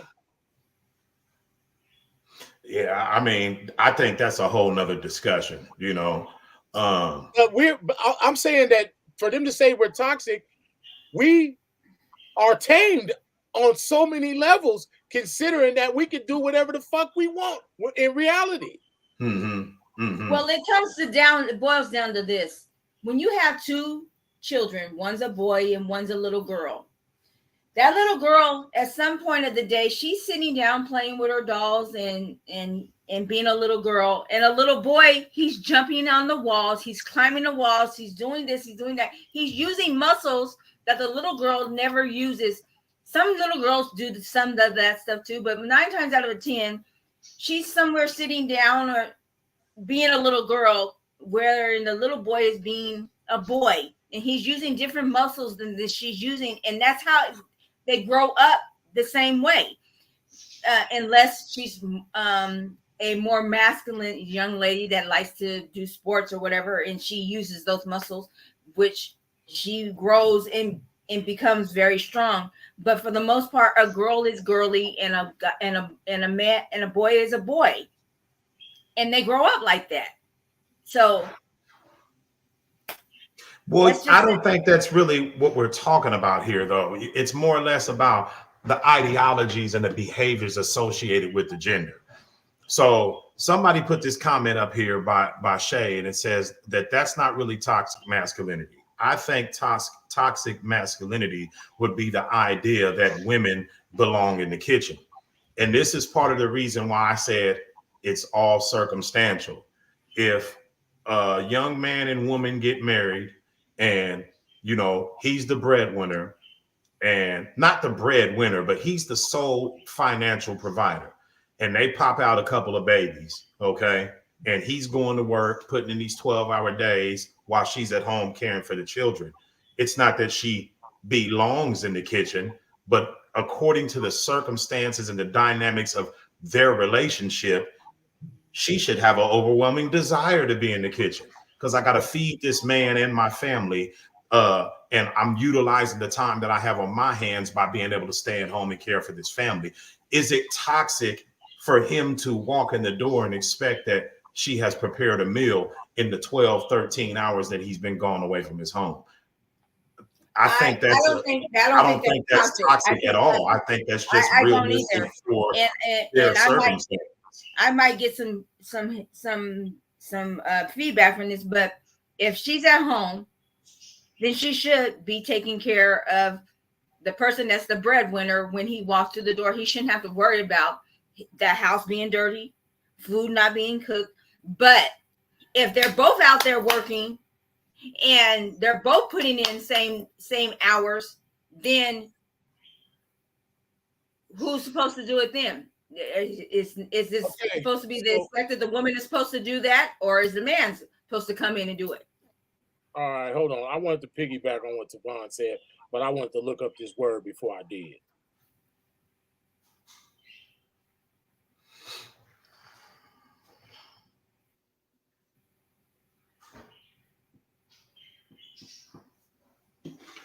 And what word is that?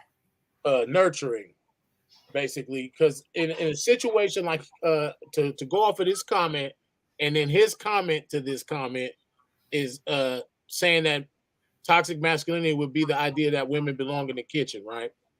And really nobody's saying that, but at some point, once you're involved within a relationship with somebody, I mean, we can just say, hey, we're going to order out every day and our food bill is going to be $2,000 a month. We can just, as long as we agree with that and we go to work and we make that money happen to pay the $2,000 a month to keep her out of that kitchen, then fine. You get what I'm saying? But yeah, I don't know. I just think that it kind of comes with being a nurturer. And as men, I think that a lot of women forget that we come from a woman and we had a mom, and mama made my pancakes exactly how I wanted them. And my cup had just the right amount of ice in it that she knew I like. Mothers made us how we are as men. You get what I'm saying? The first women we came into contact with thought we was the shit. Right. And we can't help but naturally look for that. And, and I think it's almost inadvertently, like we're not intentionally looking for that, but we inadvertently look for the woman that emulates or replicates that in our relationships. You know what I mean? Right. And again, I think whether or not a woman is going to be in the kitchen is based on the circumstances. It just depends on what the setting is in that relationship. And I think that applies on both sides of the coin. With that being said, I wanted to bring this right here into the mix. No, wait, hold on. I thought I just put that out. Where is it at? Which one was it? Frank was saying he had a couple questions too, with the homophobia and what does that have to do with being toxic? I didn't peep that. What does that have to do with being toxic? I think somebody else need to chime in on that, because I don't even really think that homophobia describes what people be talking about. Because if you just think of the word, it's a fear of what they're really trying to say. Phobia. You have a fear of homosexuals. So what they're doing is they're basically robbing a person of their viewpoint. If somebody don't like homosexuals, that's their issue. It's not for me to attack them because they have their preference. And it definitely does not rob him of his masculinity. If that's what he wants to think, hey, so be it. Why would I be bothered by that? Why would Why wouldn't anybody a man, why wouldn't a man that have a desire for women not want to be around men that wanted to be with him? Right. And I think that's where people they lose that by having this by the way they label it. You know what I mean? Okay, Well, so stereotypically associated with manliness, not actual masculinity, is what toxic masculinity refers to. And I think it's a solid term, same as toxic femininity. I hear what you're saying. I hear what you're saying about the difference, Kiana, but I think it has the same connotation as what we were just talking about, homophobia. You know what I mean? It's like you're putting a negative viewpoint on something that simply is a part of nature. So if a man is not behaving in a way that it shows that he's a self-respecting man, that's just him lacking self-respect, and it shows up in every aspect of his life. That is not toxic masculinity. If anything, it's the lack of masculinity, and the word toxic shouldn't even be included in it. Just like with the toxic femininity, there's women that never heard do not. toxic femininity before, though. Well, that's because it doesn't get no airplay, because the word really was, used to describe people like Kevin Samuels, and what's his name, Andrew Tate. Oh, that's toxic masculinity and misogyny and all this other shit, But it's like, okay, says who? Everyone has a right to their opinion on anything. That's what I'm getting at. Says who? Yeah. Just because he feels that way doesn't mean that's how it is. And just because someone expresses themselves on how they are, that doesn't mean that's just how everything is. People are so worried about what everybody else is saying and doing. Worry about your own motherfucking self is what people need to be doing. Yeah, even this one right here, because that's why I say we have to think so broad about it. What if a man who's raising a child in Ukraine right now, in a war-torn country, is telling his child, don't cry, don't show emotions, because it shows that you're weak and it will cause you to become a target? Is it toxic masculinity for him to be telling that kid that? Or is he telling him what he needs to hear in order for him to survive the circumstances he's in? That's what I mean. It's like you have to look at this. It's situational. It is. It's very situational. And that's why I said masculinity is limitless. It is whatever it needs to be according to the circumstance. You can't make that shit into a box. And when you said limitless, I wholeheartedly agreed on that, because for us as men, the scope is so different. You get what I'm saying?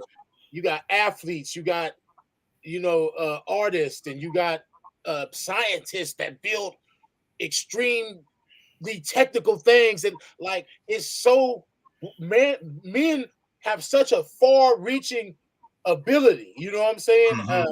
As men, we have dozens and trillions of examples. Just as many men as there is on earth is an example of what men are capable of. Yeah.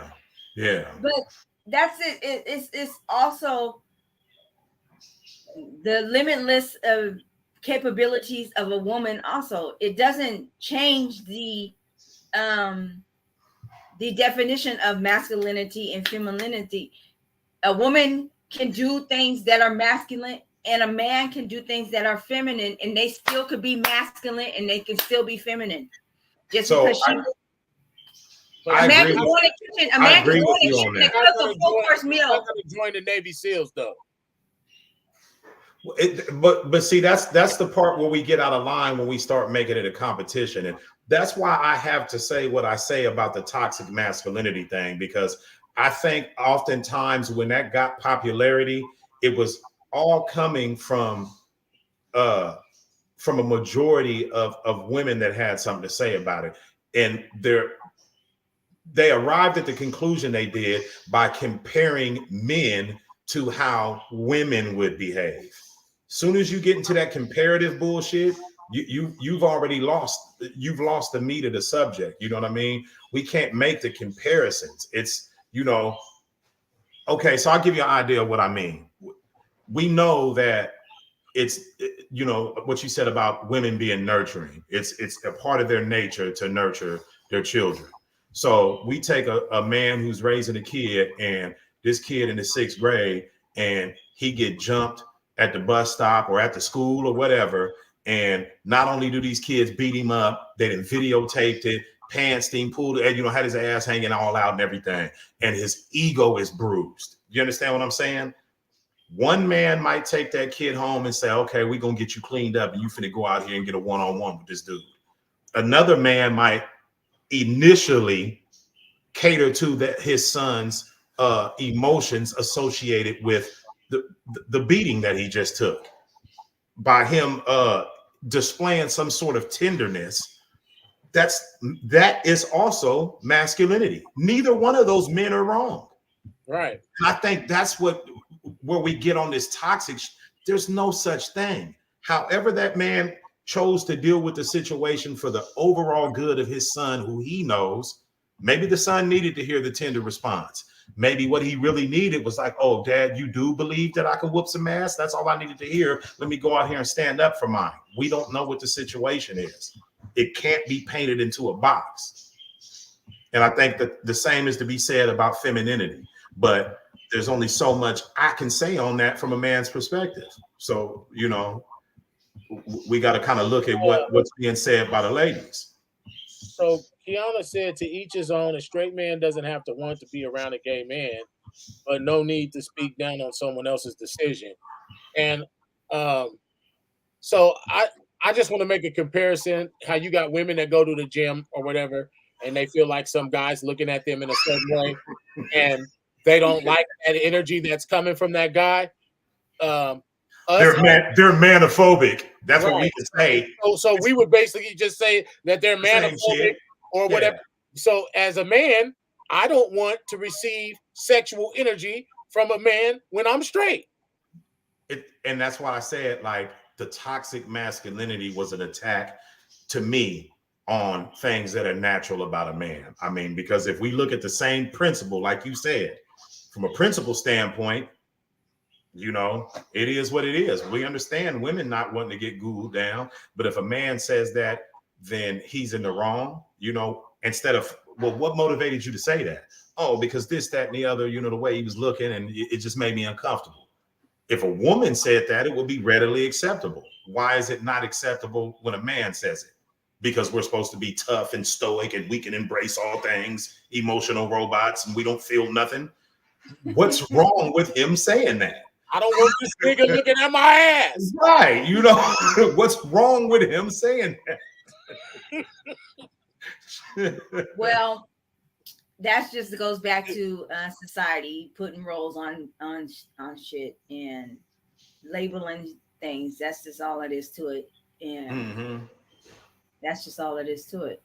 I mean, if you don't want somebody looking at you a certain way, but that's just, you know, if I was to go to a gym, which I probably need to go at this point because I have gained some pounds, but and I'm not happy with it. And if I go to the gym and I start getting into shape, at first when I go there, I'm not going to be wearing attire that's showing this, that, and other because I'm out of shape right now. But once I get into shape and I want to show off what I've worked and achieved, you're going to get people looking at you and thinking things. So it comes with the territory is what I'm thinking. If you don't want someone looking at you or saying something about you, then you don't put it out there for someone to say it. Well, here's the point. The gym isn't the place to show off your genitalia and your sexuality. Yeah. You're supposed to be there working out. Yeah. When I hear people make that kind of reference, I just, to me, it's cap. I call bullshit in a hot second because nobody is unintelligent enough to think that they can come into a place that's co-ed. They can come into a co-ed gym facility and the clothing that they're wearing is basically a colorful silhouette of their actual frame and figure, and really believe that men aren't going to take notice of that. Shut the hell up. You got exactly what you was looking for when you put them tight ass pants on and a little top that had your nipples poking through it. How could we not see that? I mean, we're supposed to, oh my goodness, there's a woman in here. I can't even focus on my workout because I gotta make sure that I never look in her direction. We're supposed to gouge our eyes out and strap head. You know what I'm saying? Look, hey, cover it up, man. You know, you want to come out here, like I said, it's basically a silhouette of your figure, but a man in his natural state is supposed to never take notice of that. But look, they wanted the attention. Here's the flip side. Gray sweatpants season is the shit. Right. It's like so they can oogle and ogle. What it is. Hey, look, so they can oogle and ogle freely, basically. But we better not do it. But if a man do it, he's well, what does gray sweatpants season mean to us? We're supposed to be calling you a bunch of right. You know, I guess the comparison, if we're gonna make a comparison, when it's gray sweatpants season for them, then it's sweater puppy season for us. You know, we see what's going on. You. Right. I don't get it. What's the gray sweatpants season? Niggas dick girl, I'll tell you about it when we offline. Okay? Hey, she's creepy. Hey, you're a creeper. You're a pervert. Right. It's just like, you know, when a brother's in his sweatpants and, you know, shit's moving about freely, you know, or thumbprints or imprints or whatnot. Oh, what Kevin Hart was saying. Exactly. Okay. But why aren't men calling? So why would women feel that they're not creepy or they're not perverted for oogling and ogling somebody's genitalia? But if a man does it, he's creepy and he's a pervert and he's a predator and these things. Why is it so much different? It's not no different. When There's you no hear, difference. go ahead. There's no difference. And I think one of the comments here from Kiana Wiggins said definitely comes down to circumstances, and I agree. I agree with that. We was talking about. But I think that applies. I think that applies in this scenario too. It comes down to circumstances and different mindsets, you know, because people are, it's not just across the board. Everybody's not going to see it one way. Some people do see it as, because I know if I'm going to work out and I got some tight shit on, I'm not going to look like the girl who didn't have a BBL and she's just trying to keep it up. So it ain't going to bother nobody if I'm wearing that outfit. But if someone is wearing that outfit and they looking like 36, 24, 36, that might be distracting. So trip this.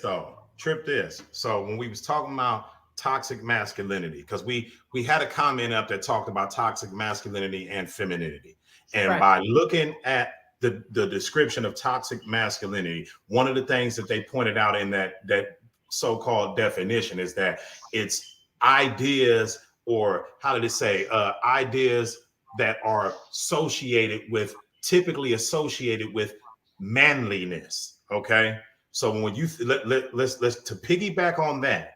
When a woman's saying, I don't want a man looking at me, although I'm dressed a certain way, we could shift and say what she's really doing is using ideas that are typically associated with womanliness, i.e., I'm not a hoe, I'm not a slut, I'm not a thought, don't look at me, in an effort to uphold some false sense of femininity. But she put them clothes on and wanted to be seen in that way.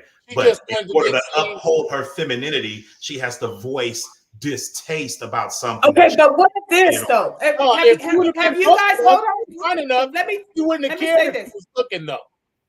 This is that's what Jarvis says.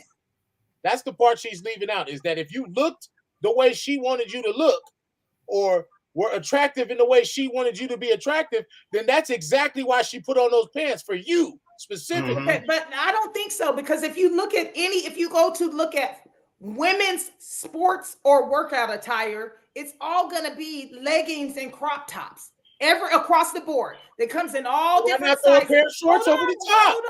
Hold on. So if a woman that's what we purchase to work out in, it's not somebody setting you up. They're just wearing workout gear. It just so happens to look good on certain body shapes. Okay. I don't think that women are putting on specific outfits going, oh yeah, look at my butt in these. I'm going to go into the gym. And I can scroll through Instagram and prove you wrong. And I'm going to go to the gym and tease everybody today. Okay. So if we're talking about more than the gym, because I think clothing that fits like gym clothes can be found outside of the gym. Okay, so what about sundresses? Hold on. If we can, because we know people wear leggings to places other than the gym. Yes. People wear half tops to places other than the gym. Yes. Let's address that. What's the purpose now? You had a handy excuse when it was gym clothes. What's the purpose now? Hey, look, ain't never been inside of the motherfucking gym ever in life. Got the leggings on. Explain that. Okay, so are we saying that women can't wear leggings? No, I'm not saying that they can't wear that stuff. Basically, it's like this. Right. If a man steps out in gray sweatpants and he knows he has a visual that's provided because of what he's wearing, he's never going to be like, oh my goodness, I can't believe this chick is looking at me. So why do women want to pretend as if they're that stupid, like they didn't know it was going to happen before they left the house? It's just like that's the point I'm making. They knew it was going to happen. Okay, so I'm going to say women know that guys are going to Google and goggle. I mean, that would be a lie for me to sit here and say, but it becomes creepy if it's from somebody who you ain't attracted to. Okay, let's address the comments real quick. So we got Antoine Jarvis. Mr. Antoine Jarvis said, yeah, I think it's only different if she thinks you're unattractive. If you're ugly in her eyes, it's creepy. If you're attractive in her eyes, it's sexy. So then we got Jashay. She said that basically everything is for the male gaze. Okay, we've heard this before. Women don't put on anything with a man in mind, ever. We're supposed to believe that? Yeah, and I think that's what she's getting at. You know what I mean? Like there's a different, and I think that difference in generation is what gives her the ability to just speak the truth. You know? Oh, she's saying that. Is she being sarcastic? Or okay. Well, if she being sarcastic, then you know, I thought she meant that. There's a because to me that was absolute truth right there. It's no, like her next comment was, let's be real. If a woman isn't responding, if it's responding that way, it's probably because it's more than just looking. And sometimes it does get perverted, okay?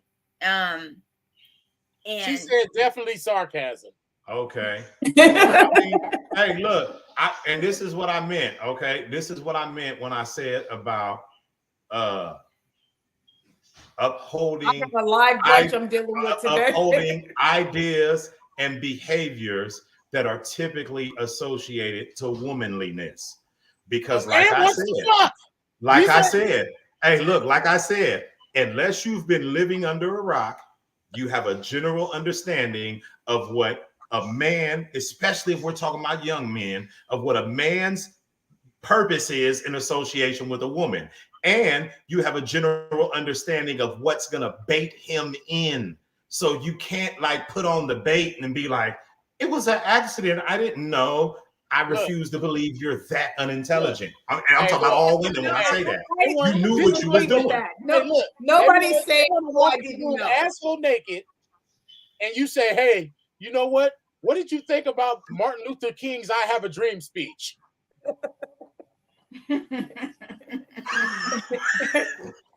Okay, here's what I'm saying. When men get dressed, we leave the house. Okay, we're not looking at our outfit saying, "I wonder what the homies is gonna think it is." but you women are trying to tell us that you're getting dressed for each other. That's what you want us to believe. Is that women are getting dressed for each other? If it's not for the male gaze, then who's it for? Each other? Oh, my girls are going to think this is so cute. It's for yourself so that you can see how good you look once you're working. Hey, Think about that. How good you look to who? Damn, I can see my Yourself. balls good in this. Hey, listen, if we've all been in a gym. Listen, we've all been in a gym. Everybody except for Kasavi. We've all been in a gym. If you're in a gym, there are mirrors for you to look at yourself while you're working out, right? Okay, so if you're in your nice, firm-fitting outfit, you're like, that ass is getting tight. You are working out. It's for yourself. Keep it real. People dress for both sexes because you're not going to go out looking a certain way because then you don't want the bitch to think, oh, he's dressed like this. And then you don't want your homies to be like, man, why is you dressed like that? Same for women. You don't want a woman, because they're definitely going to say something about how a woman is dressed. Definitely. They always got something to say. Yes. You don't want her saying something, and you don't want the man not looking. So it goes both ways. But when you flip it, it's gray sweat. Okay, hold on. Let's address what FRAQ is saying. He said it's not womanly to endow in a whorish spirit. Wow. Okay, so I'm gonna tackle that. Okay, no. So this is what I don't get. So now, because a woman has on a leggings or a summer dress or anything that actually accents the body that she's godly given, she's got a whorish spirit. If she can't bend down, that's not a whorish spirit. Okay, what's whorish? The way that you're drooling down your mouth when you see her dressed that way. No, hold on. If she drops her, if she's wearing that sundress and she drops her keys and can't bend down without showing her goddamn monkey, it's out of pocket. Okay, a summer dress time out. Do I know what a sundress is? Because I don't even think that fits in the same category as leggings. No, the sundress. To me, a sundress. Dresses are short. I think of a sundress. No. I think of something that it teases the man because it leaves something to be desired. You can't see it. A sundress. I'm talking about the sundresses that go down to your ankles. So yes, you can bend over, Diesel, and pick up your keys, okay? And your ass isn't showing. However, it's sundress right now. I ain't trying to have it. It contours every curve on your body, is what I'm saying. So I don't think when we're wearing sundresses that we are saying, hey, I want all the attention I can get today. Okay, but we're not saying that that's all you're saying. This is what I thought sundress was. No, that is a sundress. That is a sundress. Okay, that's a corny dress that neither one of us are gonna wear. I don't. Okay. I beg to differ. I have a closet full of those. Here's what I meant. It's not all being done. You better not be bending down to pick up. It's not all being done solely for male attention. But if she tried to grab, but hold on, time out. If when you're getting dressed, you expect me to believe that you never even once stopped and thought, what's my man gonna think of my outfit? Or am I gonna get some man to look at me in this outfit? Because that's what the statements from women are saying. And I refuse to believe that, because that goes against human nature. It's not even gender based. Look, my man. Let me say something. Let me say something first about Diesel's comment first. If she's gonna bend over and her monkey showing, first of all, a woman doesn't bend over. She quaints down and carries herself like a woman and squats down, not bend over and show her ass. And so let me go and say what Giselle has pointed out to me. There's woman-like and there's ladylike, and there are two different things. A woman may just do whatever. A woman who is ladylike and who has morals about herself, she may bend down with a way, but somebody might bend down like what I seen today at the club, at the brunch. Okay. So hold on. An example of what we're talking about. Yeah. If she's willing to show off her goods, and then a man in response to that willingness says something, is he a creep? He's not necessarily a creep, because I mean, she put it out there. That's how I feel.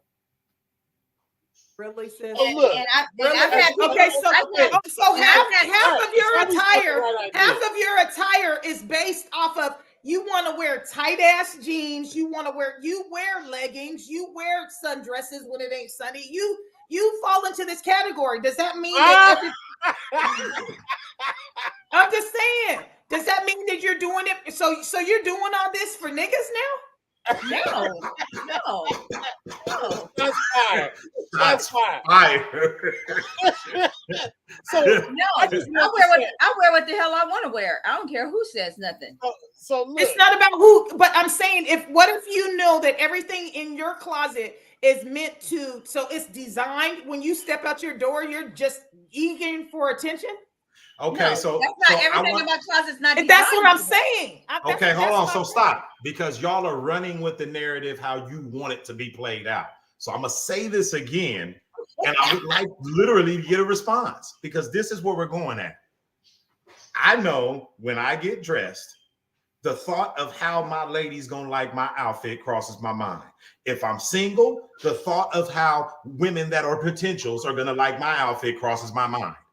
You're trying to tell me, no, stop. So what you're trying to tell me is that it's completely unnatural for women to have those thoughts when they're getting dressed. Is that a yes or no? It's not natural? No, it's natural. They're going to be thinking about how they look in that outfit. Then why are we arguing about this? This is the Okay, point 'cause that I I was was about to making. say I this. said you thought about it before you left the house. You knew. Okay, so the next time you spray some cologne on, you trying to have somebody Pepe Le Pew come all up out of their seat like, ooh, let me follow that I put fragrance. cologne on every motherfucking Hey, day. You damn right. And this is the honesty I want from women. You damn right. I'm not even trying to attract you. Right. I want to screw with your head just because I can. You damn right. Damn right. Right, because I'm like, for me, a man's outfit is gonna be important to a certain degree, but the way they smell, Lord, I'm gonna be like, woo, child. You make And I'm going to tell him he smells good too. The outfit plays a part, and I'm going to tell him he smells I'm gonna good blame too. y'all for what I'm about to say. There's a reason why I understand that as a man, you have to have multiple pairs of shoes, because yeah. I paid attention. I was like, damn, they was really on that nigga's shoes. Like, that can't never be me. You know what I'm saying? The shoes are definitely important. important. So how come in a group of men, we don't all know what everybody got underneath their clothes?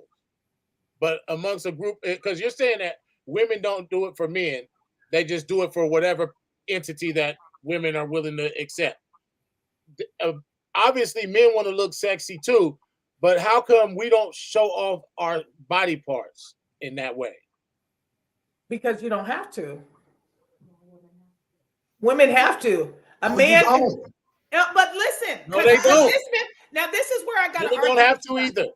There's been plenty of times, and I'm beautiful, I look good, okay, that I have been in the club, and there has been a ugly, and I mean ugly ass bitch who had a Coke bottle shape who got more attention than me. Okay. Make it make sense. I'm about to make it make sense. We made it make sense already. His dick. No, I'm about to make it make sense for you. Okay. Because men are naturally hunters. Okay, we're naturally hunters. You pull up to whatever field that you're gonna do your hunting in. Okay, and there's some prey right here that you know you ain't even gonna break a sweat to get that.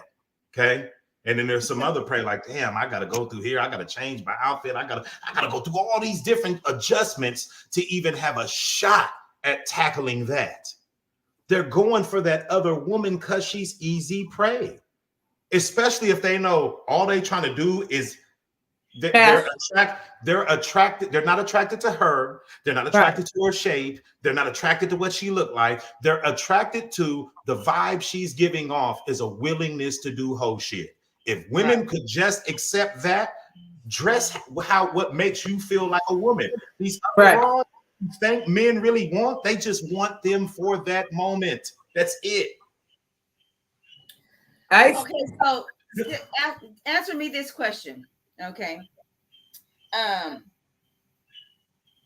if a It's all woman on men, does, huh, Shay? What the hell is she Hey, talking about men? hey, that's why I don't like when you guys don't pay attention to the comments. She been going off the last 10 minutes.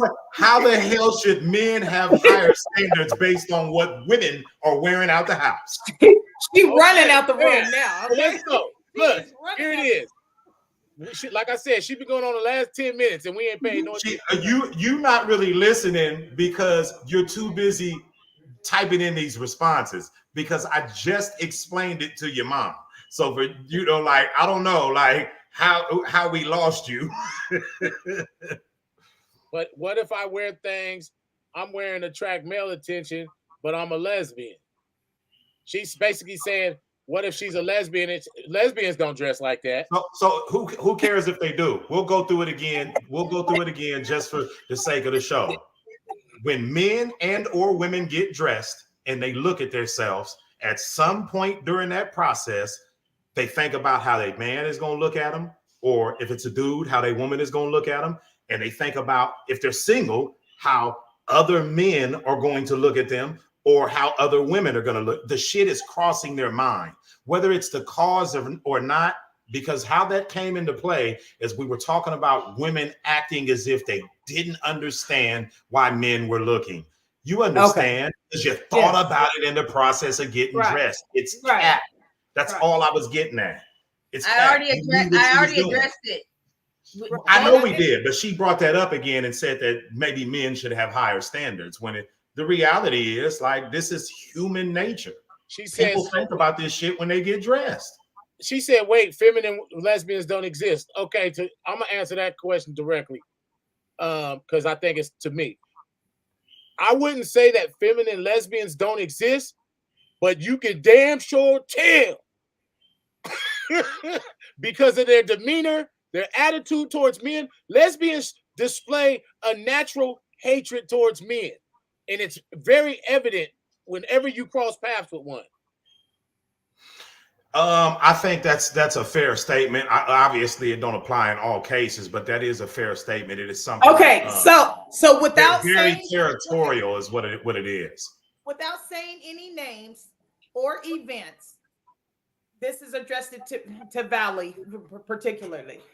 We were at an event in September, and someone we know and love is a lesbian. Did she display an attitude that said, don't try to holler at me? Did she come off across as a lesbian?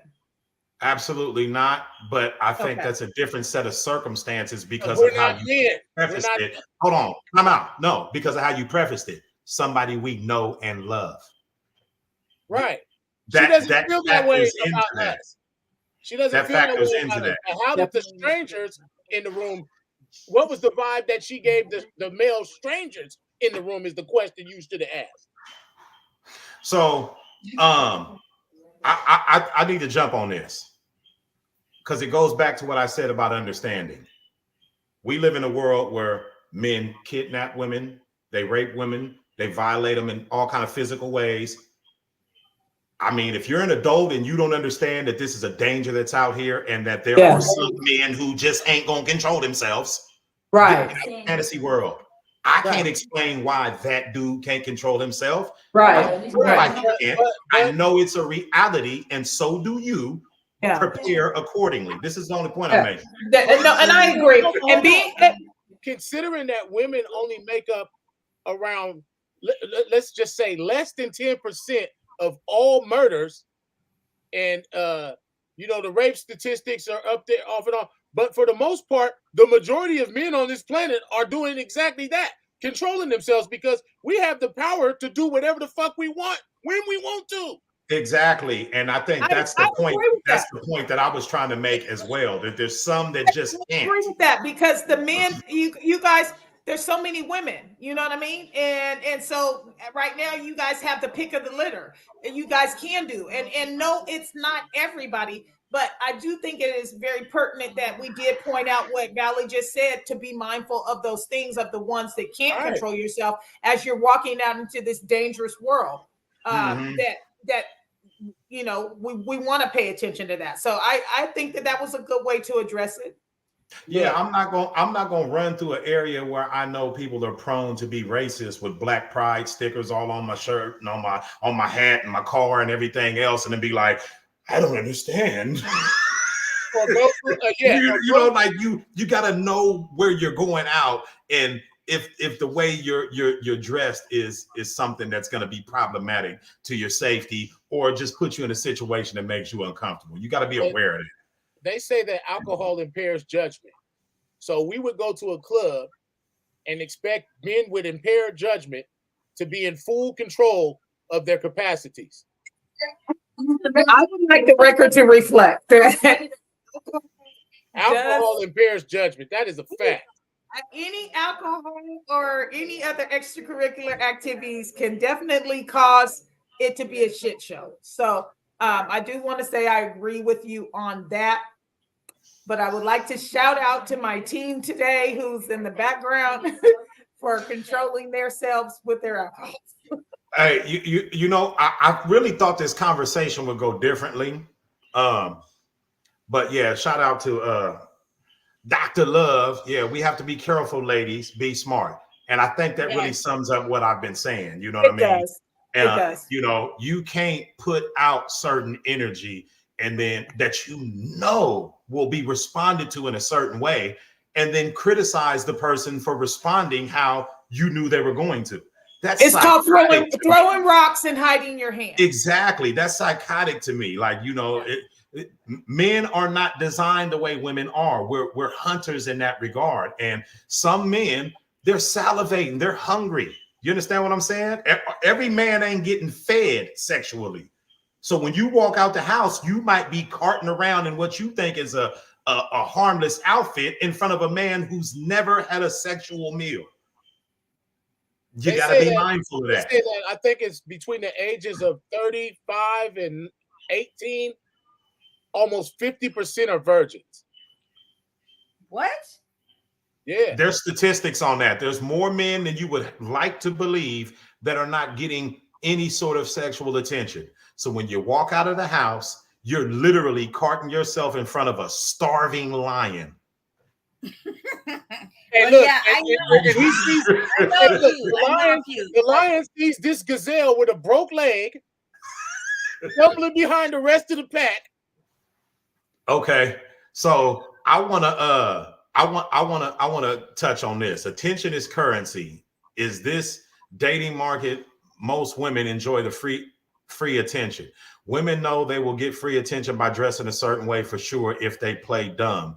That's why most women will say men and women can be platonic, because he gonna give free attention without having to get anything from the woman. Okay, so and I think that kind of lends to the point that I was making earlier about women know what's going on. I'm gonna always call bullshit and cap when they play as if they don't understand what they're up against when they step out the house a certain kind of way. You know, you do know. There's no way you couldn't know. And she goes on to say that the fact that I have to be cautious, quote unquote, cautious of what a man might think is crazy, but it's life. It's life. Because I have to be cautious of what a white person's going to think if I go into it. Right. I mean, well, and I was just fair. It's not fair. And I was just going to say that. I was going to say it's no different than saying, well, I don't go and get gas at night. It's not because I can't. I just choose to be safe because I know that the likelihood of more of the scams of things that go on happen at nighttime. So I think I understand Jashay, and Jashay, she understands that it exists. It's such as life. So we just as sure as I would take a precaution to make sure that I get my gas in the daytime so that I'm not pulling up to the gas station at night and becoming a victim by accident. I think we have to have that same angle in all aspects. As Love Bailey says, fair is irrelevant. She says, we can't dangle steak in front of a hungry dog and not expect the dog to break the chain. And that is so Period. And I want to go back to this one here also. We appreciate the comment, Benay. I want to go back to this one right here because this is filled with falsehood. Men have free range, and women should have to always think about what men think. This society and the way it is built is a demonstration of men doing shit because they're concerned with what women think. Right. Where did you get the ideology that we have free range? That's a bunch of bullshit. It's You think a actually man, the other way around. Do you think a man picks a woman up? Do you think a man picks a woman up? Hear me out. A man picks a woman up and he's got a fresh haircut, and he smells good, and he's paying for the dates, and he's doing all that shit for himself, not because he was concerned with what a woman was going to think. That whole free range ideology is bullshit. That's not even based on reality. Other way around. It's actually the other way around. Women have free range because now they're saying I can sleep with 600 dudes. I can have an OnlyFans account. Crazy. No, listen. I can sleep with 600 dudes, have an OnlyFans account. Okay, so listen. Instagram, and it doesn't matter. I'm still a queen. So we all know that when you're reading things, just like we had a comment last week. So it's crazy men have free range, and women should always have to think about what men think. That's what she was saying. No, I would, because crazy men have free range. Like, so now I said crazy. That's what she's, yeah. Like crazy men, or like crazy that men have free range. Because crazy men have free range. It's like, come on, man. Like, I can't help that there's crazy men out there. And now his free range ass is sitting up in prison with 35 years. Okay, so here I'll give an example of how it doesn't have anything to do with gender. Wow. I'll give an example. It's not about men. Hold on, time out. It's not about holding men accountable. You got to get that off of your breath. Here's what it is. The dude that got smoked in the Waffle House, he was thinking like how she is. I should be able to go out with all my jewelry in front of all these hungry dudes and nothing happened to me. When it happens, who's really responsible?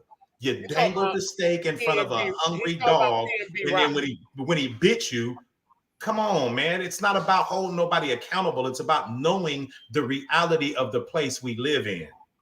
And these females, he says that niggas aren't held accountable, period. Okay, niggas probably ain't, but men, it's a different story. You know, get away from niggas. She didn't know he was talking about. She didn't say his name. He's Shay. He's talking about PNB Rock, the rapper that went to the Waffle House with his girl, wearing hundreds of thousands of dollars of jewelry, and had pockets full of money, and got robbed and killed, and got all that shit snatched off him. That's what he's talking about. Right. That's a prime example of how you have he to had pay a post. attention. He had a post where he said that he's never been robbed.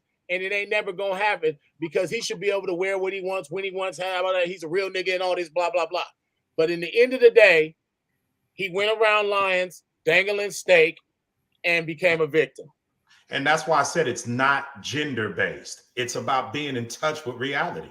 Period. It has nothing to do with gender. And what Benet is saying, self accountability.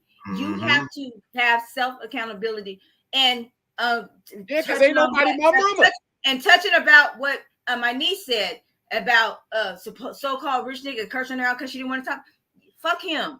You ain't have to talk to his ass, and him cursing you out because he's thinking he's entitled because he got money. Fuck him. But he didn't put that thought in his head. Women did, because they said I ain't got no time for a broke nigga. So he wasn't necessarily in the wrong for thinking he was the shit for having money, because women say niggas are the shit for having money. So if that's the case, then go where the crowd rules you then. I mean, why sit there and cuss out a woman because she doesn't want to talk to you when there's supposedly plenty of women who will? Is that something that's really happening on a regular basis, though, or are these scattered incidents? I think oftentimes on either side of the coin, a man or a woman will go through something and then they say, oh, this is what women are doing. This is what men are doing. You're one incident that stood out in your mind about a nigga who cussed you out because you wouldn't talk to him, but you're overlooking the hundreds of men that you had contact with that whole week. He doesn't set the precedent. That's one incident. She said, nah, facts, bitches did put that nigga's head that way, and that's real. Or it's an ego thing at the end of the day. And so it's not it's still a general statement, and not everybody falls under that category. The only reason I said that women put, because if you're not trying to say niggas, if niggas with money don't matter, then why the broke niggas not matter? Yeah, I mean, we know that had a probably had some play in that, or in general has play in how men I want to go back get to down. something else that somebody else said. For FRAQ, he says, well, you know that the etymology other word queen means whore or prostitute, and it's because they do exactly what the word means. I don't even care. I'm a slap. I would kind of need to see that before I could go along with that. Hey, Frank, you think you can elaborate on it? Give us an example of Yes, that. please elaborate on that. Because just because I'm a queen doesn't mean I'm a whore or a prostitute. Because just because I might but majority of the women now that are saying they're queens have an OnlyFans and sell pussy. And that's her business.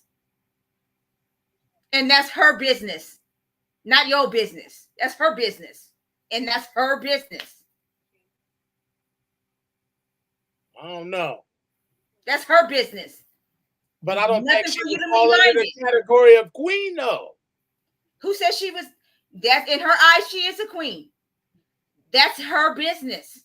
Okay, so in my eyes, if I say that I'm the sexiest nigga walking the planet, and everybody has to are. that.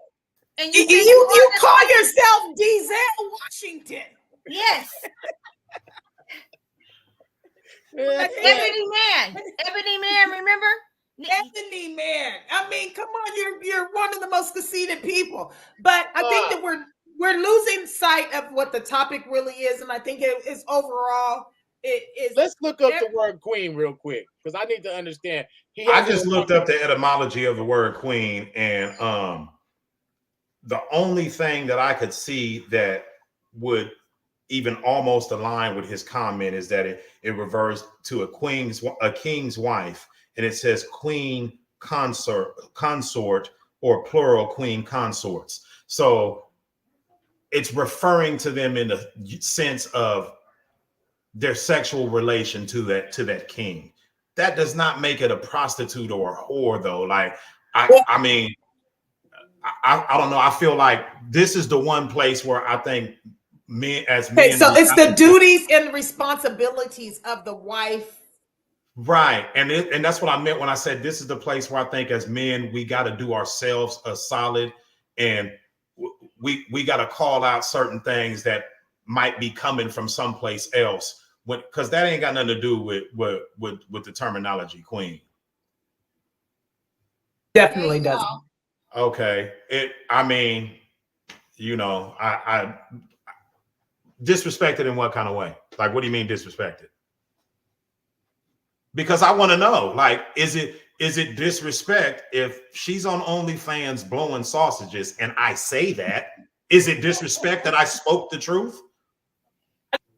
So I want to know what you mean by disrespected. Okay, because so I don't know what OnlyFans can and can't do because I don't have one, and I'm gonna need to know. Unlimited, do whatever. There's nothing that can't be done on there. I'm joining OnlyFans today. If you guys want to see me, it doesn't have to be of a sexual nature. My 916 only. Well, as Benet says, just because you're a king or a queen doesn't mean that you're a good one by your actions. You're a king or a queen regardless, and that's true. Boom. I think that's a perfect statement right there. I think that it sums it up. Good wording, young lady. If you look biblically, even some of the kings that were kings didn't deserve to be kings. So yeah, I think that's I don't agree with that. I don't agree with that. And here's the reason why I don't agree with that. Because now the entire terminology of king or queen means nothing because everybody is one. King or queen makes you the leader, right? I mean, so who you leading if everybody's a king or a queen? It's just like they say the term "too many chiefs." Everybody can't be it. Well, I call myself a queen, and I'm gonna keep calling myself a queen. If you went to an Indian reservation and you said I wanted to speak to the chief, and every single motherfucking Indian on that reservation said, I'm the chief. That's cool with you? That's what I'm saying. I understand the ideology behind what she's saying is because as a people, we look for ways to express ourselves to one another that denotes respect. In that regard, I get it. But in the reality, like if everybody's a queen, then what's a queen? If every day is a sunny day, then what's a sunny day? It loses. It's still a sunny day. But if you look if out, no, it's still a sunny day. It's not a sunny day. It's just a day because there's no other version of a day. It's just a day now. Do you see what I'm saying?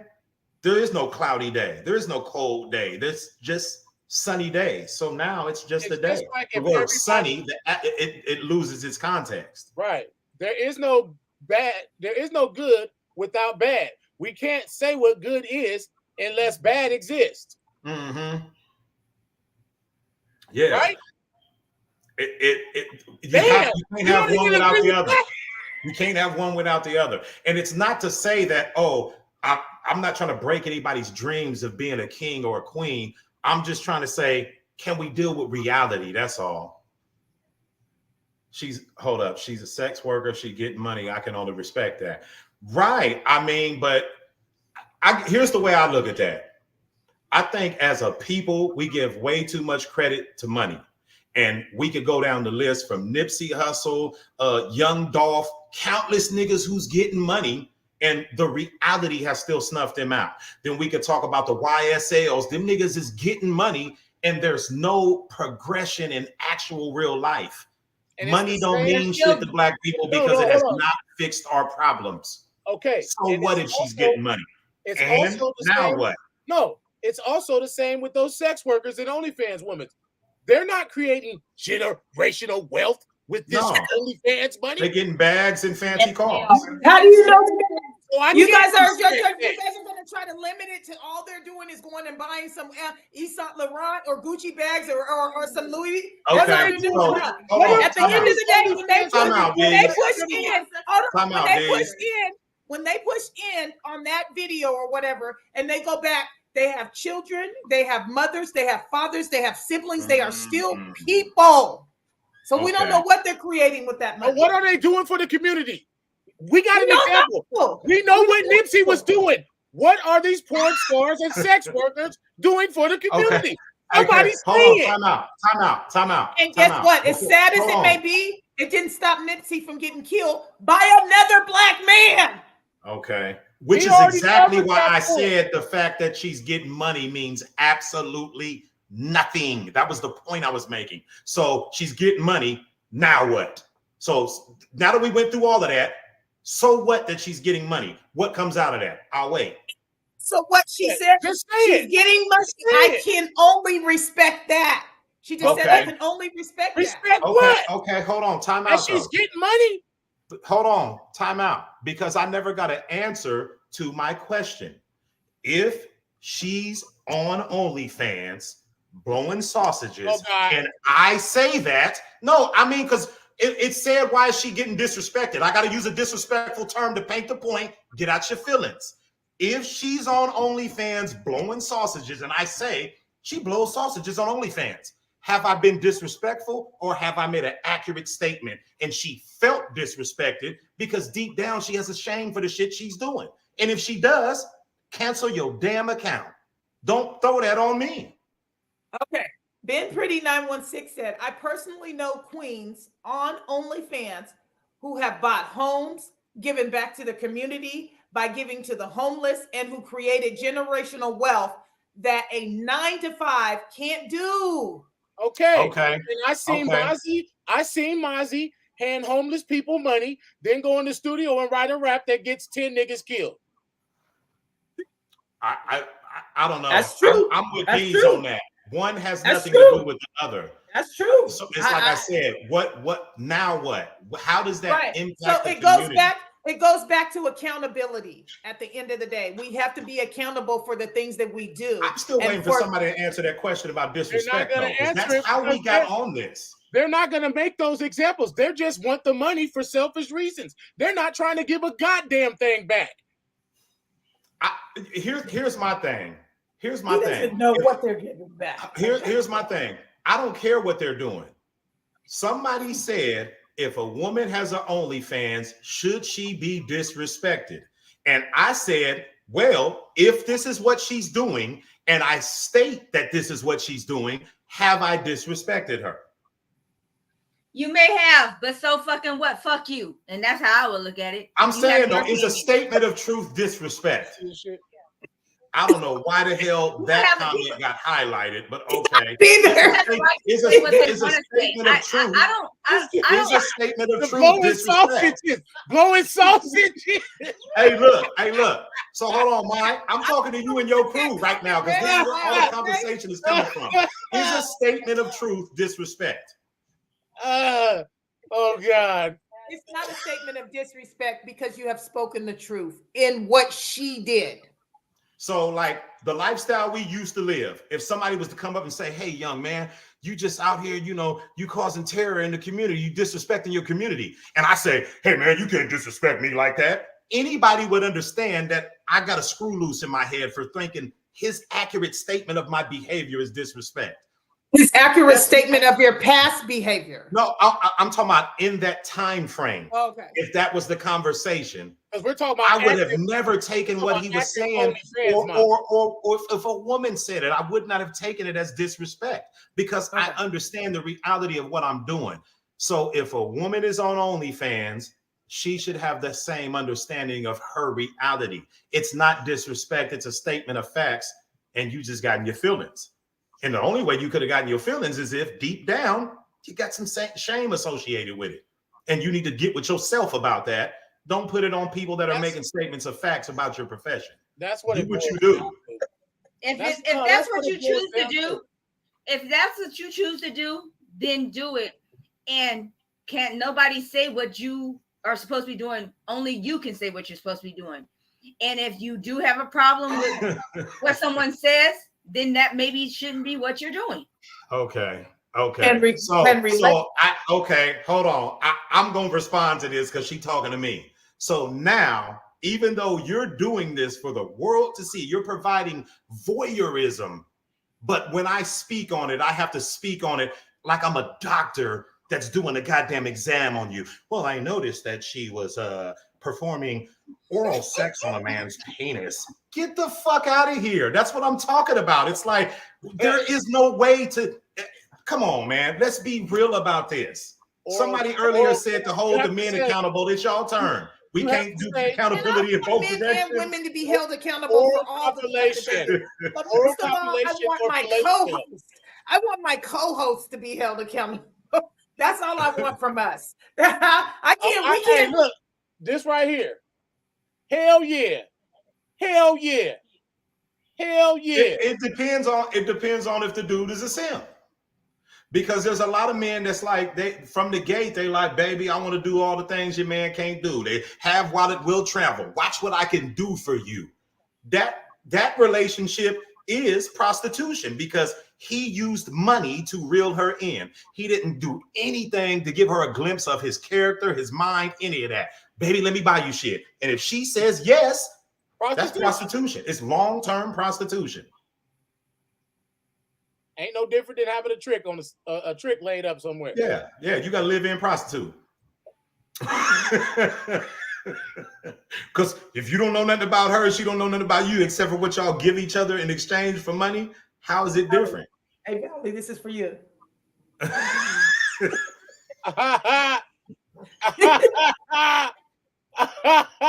What the hell is wrong with you? Because y'all know when I get to making this face, you know what time it is, right? You want to say some shit. That's you biting your tongue? Mm-hmm. Mm-hmm. I think it's because I want to go back to this real quick.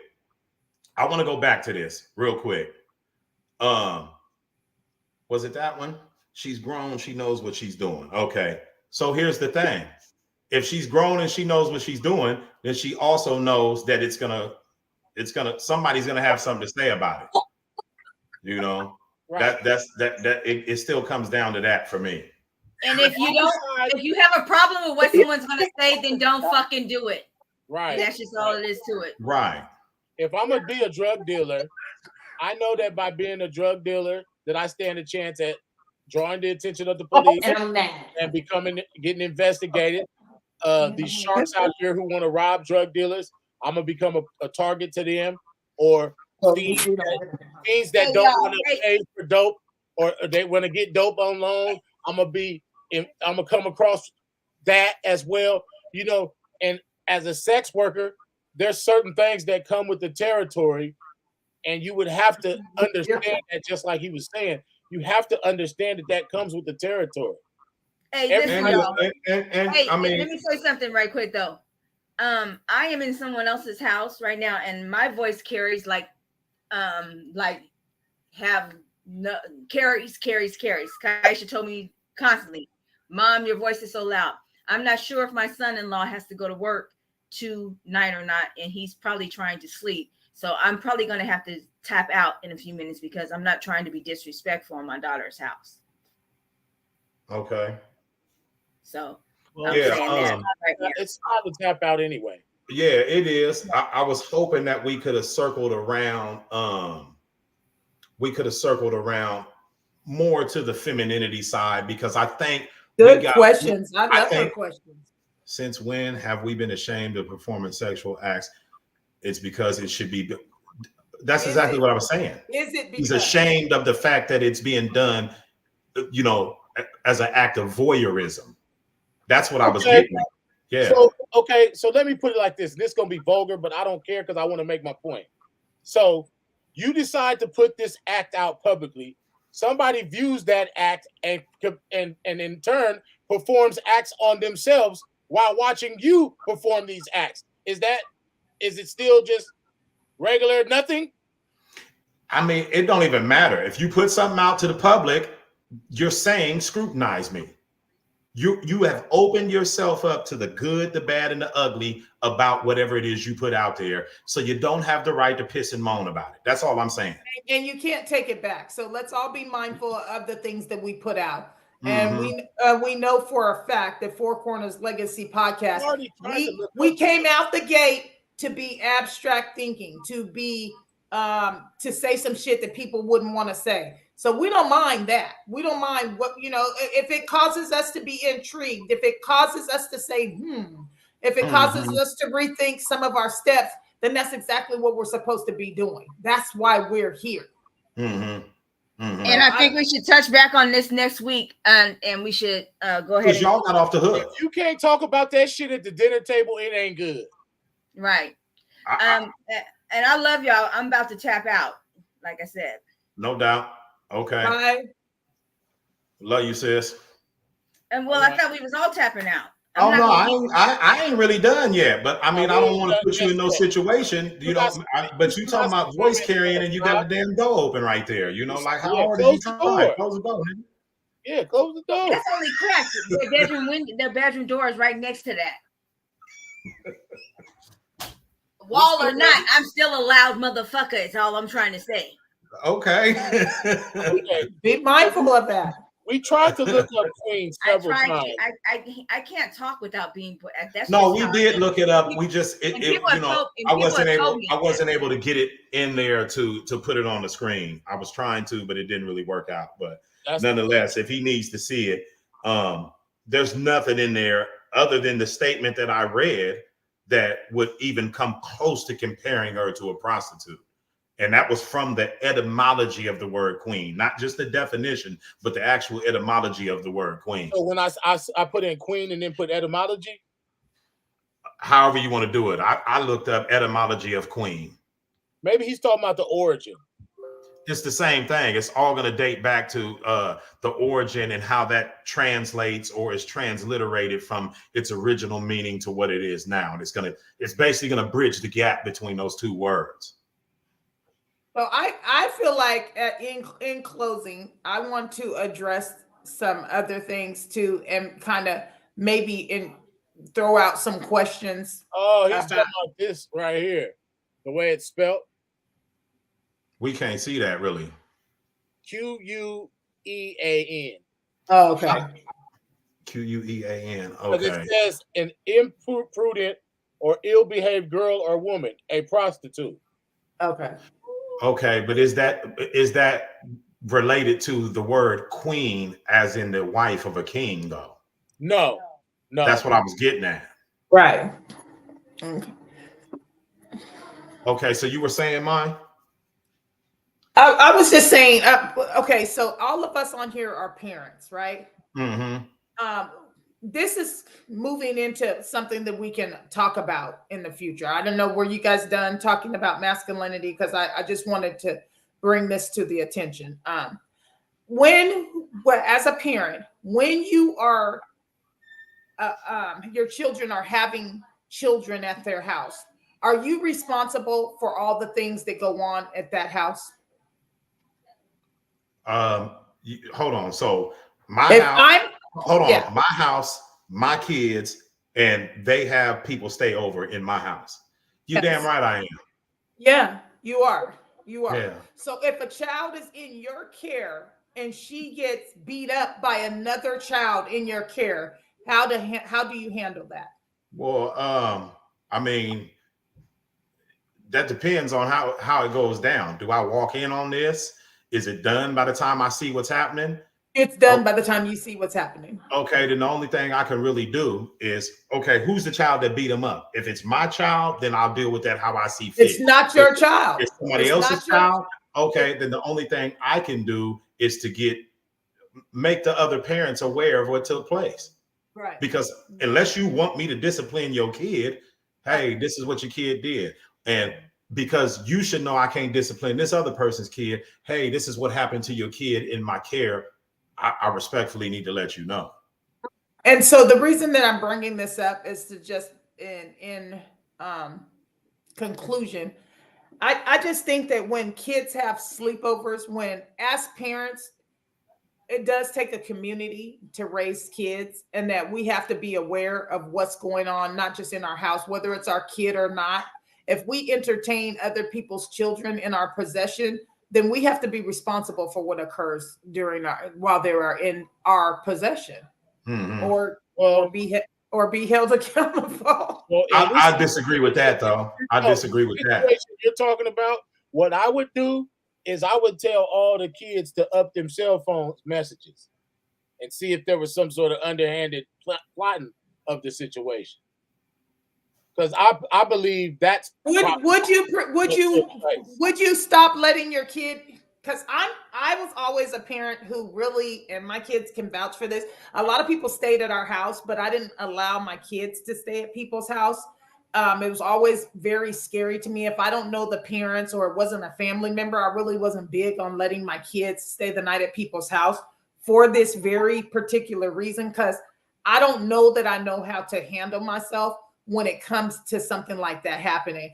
And so I was just chiming in on getting your guys' opinion on when you have children in your home, are you responsible for what goes on in your home?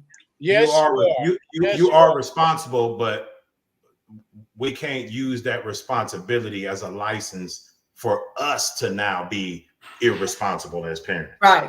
And if it's not your, this happened under your roof, so now because you're responsible, my emotions take precedence over everything, and you got to deal with this in your responsibility. And I'm gonna say it should be dealt with like that at all. I'm gonna say this: if it's your child that's inflicting the harm on another child, then you whoop their ass in front of whoever that is at their house and let them know that that's not right. And if it's not your child, that's hurting the other person, but it's somebody else that's come over to their house and it's hurting somebody else that's at your house, your child is supposed to come and tell you that this is going on, not let it happen. Yeah, in a perfect world scenario, but you can't just that's that age-old shit, that was kind of carried on as a result of the trauma that went through our families and generations of slavery. Just jumping up, whooping somebody's ass ain't it, because kid or not, ain't no fight. Just we sitting here playing the video game and all of a sudden fights broke out. There was no antagonizing, no bad words, nothing happened. They just broke out in a fight. Fights happen between kids, and every fight has a loser. And so that hold on, time out. Every fight has a loser. So because you didn't lose, you're supposed to get your ass whooped? Yeah, because we don't know what caused it. For all we know, because we live in a society where people say that people have shit coming. So if you was in a situation where you had it coming and you get that, then who am I to step in and discipline the person that did what we all say we would have done? Okay, Or so you were the here's one my question. attempting to give somebody what they had coming, but you just lost. Right. Right. Okay, It could so be either way. I got a question. Is there a such thing as a friendly fade? No, No, there is a such thing as a but it friendly takes time to fade. get to that point.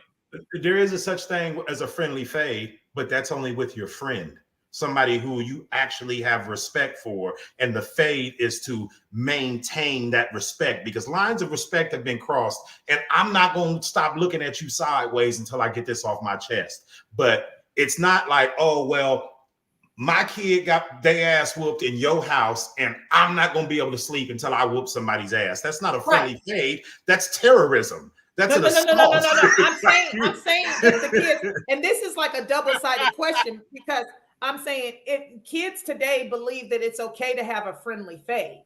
Okay, I hear you when you say that's your friend. A friend, of course, we all know that term is being thrown around loosely. Okay, so that's where part of the problem comes in, because that was never your friend. Okay, you don't know that motherfucker from a hole in the ground. So what if you have to? Here's the point. Are you gonna be okay? You say you want to have a friendly fade. You get your eye blacked or your tooth knocked out during this friendly fade. Are you gonna be able to carry on in life like this shit didn't happen after it happens? Right. I just don't believe there should be a friendly fade. I don't think there should be a thing as a friendly fade. And maybe I have 3 daughters and 1 son. My son involves himself in friendly fades. I don't approve of it, but I didn't know till recently that even my daughter had so-called friendly fades. Well, we didn't have friendly fades. I never had a friendly fade. I'm gonna tell you why you didn't have friendly fades, because that's a thing that's related to gang culture. And because people emulate gang culture, they want to try to, that ain't for y'all. That's for people in that lifestyle. Right. Regular people ain't like, what lines of respect could y'all really be violating? You didn't like somebody's tone. Like, there's nothing even in gang culture. There's real shit. Like, hey, homie, you didn't do when the shit, and I feel like I got to get it in. Exactly. In order to be able, in order for us to still be able to respect one another for the group arrangement that we have both assigned ourselves to. But if it's just somebody you're hanging out with, stop hanging out with them. There's no reason for a friendly fade. I agree. And I think that that's something we have to kind of touch on at another point too, as some of the terminology that kids blend in that came from gang culture, or things that that they're using as terminology now, they had a different meaning behind it when we grew up. Me personally, I don't believe in a such thing as a friendly fade. I've never had one. I thank you for explaining what it really means. A fight is a fight. It's nothing. It wasn't nothing friendly about a fight where I come from. So, it's not friendly. It means that when it's over, it's over. That's really all it is. Like, whatever emotions you have, you got to put them on your knuckles, and they're gonna put their emotions on their knuckles, and y'all gonna knock the dust off of that. You know what I mean? It's like, come on. I think it's dangerous because there's always going to be a loser, and somebody's always going to be able to not handle the truth. Every game has a winner and a loser. I'm cashing you out, Bob. Right. Okay.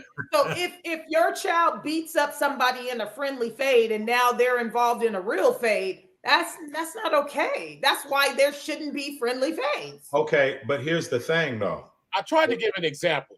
You at the park with your partners, or you at the club with your girls, or something, and something happens, and you got left behind somehow, and everybody left you behind, and the car speeds off before you can get to the motherfucker, and you like, hold on, bitch, you left me at this motherfucking club. I had to walk and catch the Uber, blah blah blah. I need that fade. I love you, girl, but you was wrong as two left shoes. That would be a friendly fade. But again, though, I think what is being missed is that the only reason why it would be necessary is in gang culture, because That's when we're talking about areas of masculinity. And what I mean by that is your emotions do not trump the politics and the logic of it. So if you got you in your feelings because homie A did such and such, then homie B, what y'all can do is y'all can run this friendly fade, because we're not going to dissolve the gang union and the gang ties based on how you feel. That's what I meant when I said it doesn't even apply in normal society. Yeah, and I wish there was a shit they seen on blueprint. TV. Yeah, I wish there was a blueprint so that people can understand that and get a better understanding even of snitching and certain terminology that is you know, or where it came from, so that then they wouldn't use these terms so loosely in this new generation. Because I me myself, like I said, it's not something I had knowledge of. It's not something I participated in, but apparently it's something that's been going on for generations, and now it's trickling down to the youth. And to me, it's just a way to get parents involved in some extra shit, because nobody wants to see their kid come back with lumps and bumps. Well, then teach your kid how to fight. Well, but if they won, your kid won, and then it ended up some more shit. You can't teach your kid how to not be jumped. I don't know. I just feel like if you know if you are. If you know that you're not going to be able to handle your kid getting their ass whooped, then it's your responsibility as a parent. We talking about parents and being responsible. It's your responsibility as a parent, so that you can keep yourself in the best situation, that you teach your kid how to avoid getting their ass whooped. And if you don't do that and your kid gets their ass whooped, you don't now get to explode your emotions on somebody who beat you to the jump on teaching their kid how to fight. Well, I just think that's sad. We as kids, we knew how to fight leaving the house, didn't we? Listen. Yes, we and y'all came and got me, and I whooped that ass, and she got it, and they couldn't say nothing after that because she was trying to be Billy Badass on somebody, and then she got Billy Badass on her, and then they was friends afterwards. So I look at it like this here. And I think it's just different because of the arena that we played in. Right. I've shook hands with niggas that we were shooting at each other. So. Right. Because it's not always personal. And that's what I meant when I said your emotions do not trump the politics and the logic that's associated with it. That's what I meant when I said it's a masculine game trying to be played by people that lack masculinity. It's not about how you feel. It's about word lines actually crossed. And if they were, okay, well, were they crossed to the point where we're not going to be friends anymore? Because this friendly fade, that's something they put on it. We just call it a fade. You got to run my fade. And we understood that the purpose of that was that I can't bring myself to a point to respect you until you address the fact of what you said, did, or didn't do with these knuckles. Okay, I would personally like to take time to let all the viewers know that there's no such thing as a friendly fade for anybody in my camp. And so, you know what I mean? We got one for every size over here. So, I mean, I don't think it's going to be friendly when it's over with. Really, before y'all jump down my throat for that, I just think that some of the youth today have some of the terminology that spilled over from your guys' generation or your reasoning that's not being utilized correctly now. It might have started out as catch this fade. It might have turned into a friendly fade, but it doesn't seem so friendly. And like I said before, the term friend, I feel, is one that we use loosely. I don't think they were, some of these people ain't your friend, is what we have to understand. Here's the even bigger issue. Why the hell is it so many people of our communities that are trying to base the standard of life by comparing the standard? Well, this is how they do it in the streets. This right. Because let's think about what that says. This is how they do it in the underbelly of society. Why are you even trying to imitate that? This is how the most standard you should be trying. You know what I mean? This is how the most vicious and savage people handle it. Right. Exactly. And so, but that's the thing, though. You never know who's watching and who's glamorizing what was done. Okay, so when I Yeah, was in prison, so I've been to prison, and I think it's safe to say that the motherfuckers y'all see on the news that you were terrified of were my cellies, or the nigga that was sitting across from me when I ate breakfast, or the nigga that was you know that I went to school with to go do education with in there, or share or play basketball against in the yard. You get what I'm saying? And in there, they had a saying that they used to say because of how serious things can get. They said anything worth fighting for is worth dying for. Because and I think that's that's where the where shit I can was lead up going with to. it. That's where I was going with it. You That's have a where the shit's gonna lead responsibility up as a to. parent to say, unless I'm willing to die, kill and die Kill and over the die. fact that my child got in a fight, if you have not arrived at that place and that you can actually, when you die, because it's a possibility that your children can say, my parent did exactly what was necessary, that my parent wasn't moved by emotion or inflated pride, but did what was necessary, and we lost him as a result of that. If you can't arrive at that place, sit your ass down, because you're not a gangster. You don't, everybody is not a gangster, but everybody wants to live by gangster rules in the black. And I don't like that. I guess and that's like, what I we gotta don't stop like. that shit. Yeah, I don't like that. Or even because it reminds me of Shanquilla Robinson, who went on the trip with her friends. Okay. Right. And then her friends, they specifically planned the trip to Mexico because they knew that when they got there, they were gonna beat her to death and kill her. And I'm wondering where we went wrong in society, where people are so-called friends who do this shit. Like, to me, that was never your friends. I blame No. 21 Savage.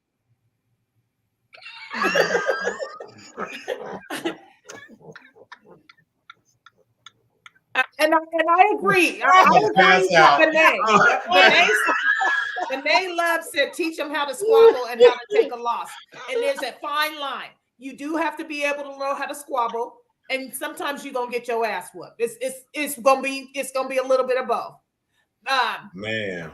But you But gotta more understand, importantly, everybody got guns these days. So if there's a situation that somebody feels they're not willing to handle with their fist, then that means it's went to the next level. So unless you're willing to combat on the next level, they say before you set out on a trek for revenge, dig two graves, one for them and one for and yourself. one for yourself. Right. Okay. So as uncles, how would you feel if you know your nephew is going up to X park? Let's just say a park near him, and he's got his Mayweather gloves on his shoulder, and he's going up there to an assigned fight. Okay. He's 5-0 from all the fights. He's fought 5 different people. Do you believe that what he's doing is dangerous? Absolutely. Thank you. That's what but nowadays they're doing it for sport, and there's probably some YouTube channel involved.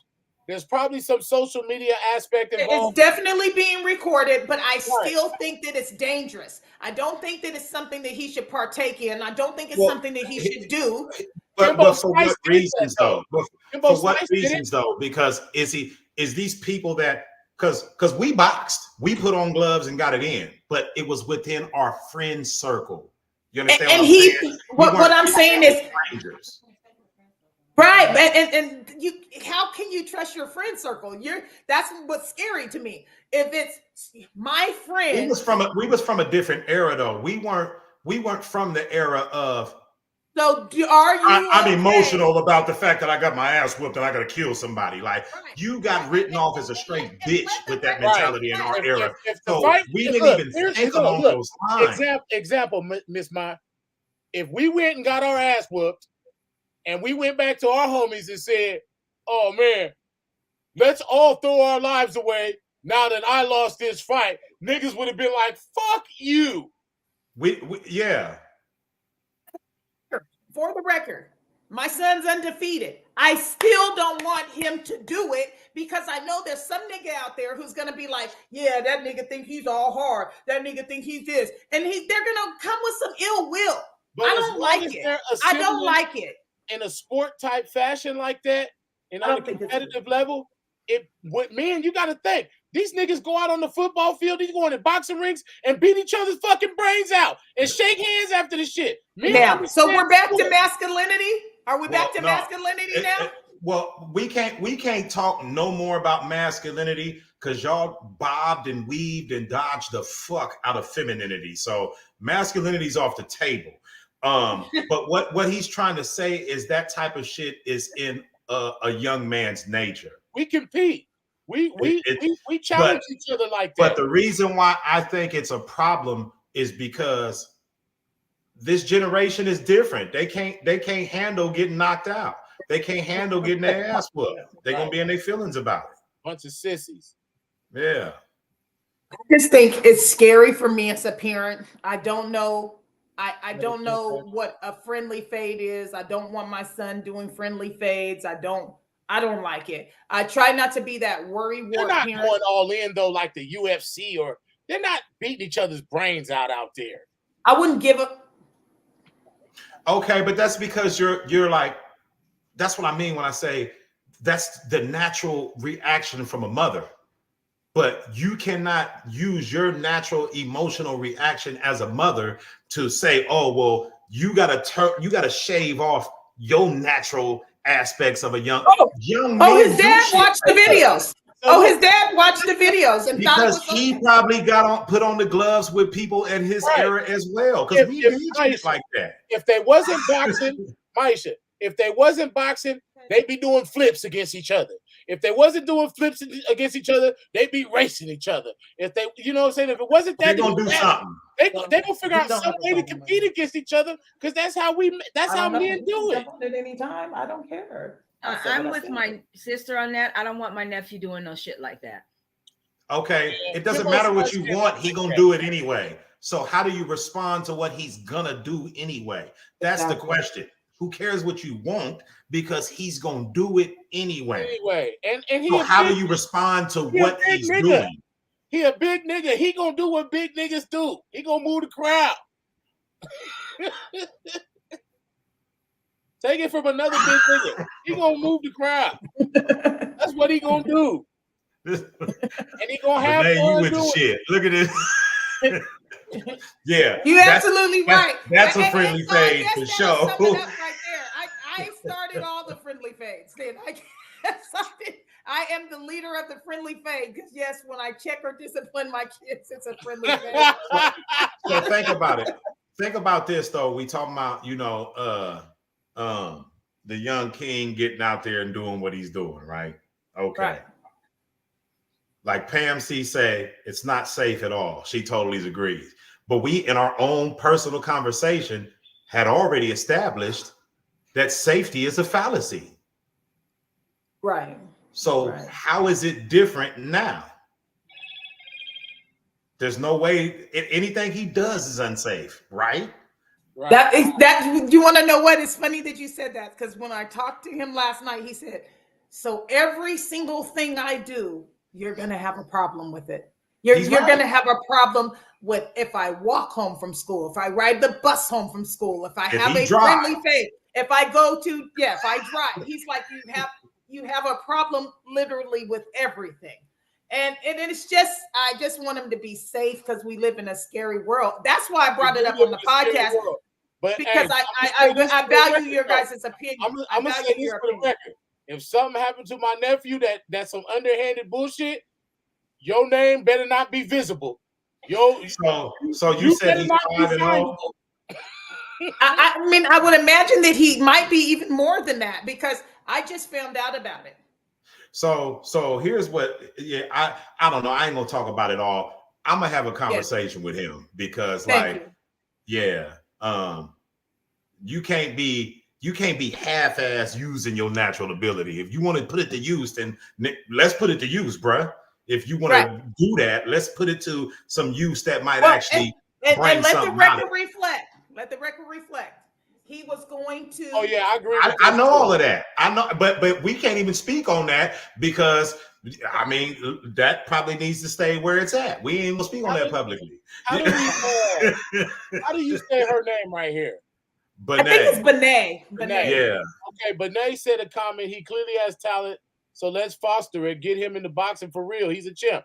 That's how I feel about it. I feel like he kind of has to find his way while they're doing it in some stage type of control type boxing. That's cool, but the nigga's 6'3", 200 pounds. With all due respect to his privacy, because my granddaughter's in my ear telling me I'm divulging too much. But with all due respect, and to answer this question, he was in boxing. He did not like that he wasn't able to spar. The classes that I had him in were not to his liking. Man, they got plenty of gyms, man. Put that nigga in the gym. Okay, yeah. So I wasn't aware of that, and she's right. That's what I was trying to tell you without saying it. Like that's too much information for the public, you know. But yeah, I agree. It's done now, you know. It's done now. Your granddaughter, whoever was in your ear, she's gained up, and more power to you. You know, push a little harder next time. She might listen to you. So. I listen to nobody. Yeah. Hey, so listen, I'm gonna say this. His stature and his muscle structure and things like that, he is physically capable of doing things with great ease. Real talk. Yeah, real talk. So it's not as dangerous as you might think. So if you put him in a situation to where he can actually foster that, like she's saying, and get into boxing and do things, like he ain't gonna let you down. He gonna bang these niggas. That's not her concern about she's not concerned about him in that regard. I think she's concerned about it turning into something other than a friendly boxing match. Right. I don't think she's concerned about him getting his ass whooped. She know better than that. She said Mayweather gloves, though. So that means they got on gloves. No, they got on gloves. They don't have any face gear on there. And besides, what if a cop drives down the street and sees people boxing it out or something? I just don't like it. I don't like it. The cop gonna sit up and pull him and watch, smoke a cigarette and watch. Hey, look, I'm trying to tell you, the reason why I'm not tripping off of that at all is because we did that shit. Like, right. And I'm just hearing that. I never knew you guys were running around doing dumbass shit like that. Yeah. I knew y'all did a lot of wild shit. I didn't know that was it. Look, I put the gloves on with the neighborhood Andre the Giant. Me. No, you remember that time? You remember that time me and what's his head got out across from Spade House. I don't even want to say his name because it ain't working. Yeah, I know you know what I'm talking about. Yeah. Okay, and that's why it was risky. It was risky because he was way bigger than me. But like he said, men compete like that. That's all I'm concerned about is all of a sudden this jolly green giant comes out of the woods and he's like, oh yeah, I heard you're the one who's been taking everybody down, and just bing, and all of a sudden it's a fucking horrific scene. I don't need it's that. It's not gonna be a horrific scene. He a big nigga. He gonna handle that. I'm not even worried about it. I'm not worried about it either. He gonna handle that. I know. I know. Yeah, I mean, watching the videos, and I'm not condoning it. Yeah, he gonna handle that. But I'm gonna talk with him though. Thank you guys for your opinion on that. I just had a couple of questions regarding that. Mm-hmm. Yeah, but I'm gonna say though, this show ran its course, man, and I don't want to see the other side of 3 hours. You know what I'm saying? Damn. Yeah. So we could definitely keep going, but I think it would be fair to go ahead and call it because I do too. Yeah, I do too. It's been good. I'm sorry. I'm sorry for popping in and out. Anybody who was watching, please go ahead and take a moment to hit the like button, hit the share button, go and subscribe to our YouTube channel. Thank you so much for everybody's comments and for joining. We appreciate y'all. Yeah, absolutely. I appreciate the fact that everybody was tapped in. We had a good stream of viewers throughout the whole proceedings, and that's a good thing. And we might not be the easiest person to understand. We jumping in, we cutting each other off, and all this and that. But points was made, and Yes. that's all we trying to do with this podcast. At the end of the day, is bring some some points and some togetherness, and we all come from different. We got two different sets of genders on here. We coming from different perspectives. Everybody comes from different walks of life, but we're able to put this shit together on the podcast and settle our differences and come to certain agreements. I love you, my nieces. Sorry Love you too. I love y'all. And if you watch the podcast and you didn't comment on something that was said, please comment next time. We want to hear what you have to say. Please comment. Right. Or you could go to the YouTube channel and comment on there. We respond to it all. We love all the feedback. So thank you, everybody. It seems like our fan base is growing, and so are we. So that's good. Yeah, I think we've gotten settled as a group to the point where, and this is just me, I'm just throwing it out there, that I think we have settled as a group to the point where we should be willing and ready to maybe invite somebody on to the show, and have somebody sit in on the panel, but just throwing it out there to whoever, y'all can't be no more turned up than we is. So get shit right, Broadcast, I'm gonna play this video real quick. Yeah, no doubt. Okay, but we appreciate everybody. Thank you guys for tuning in. We'll see you next week.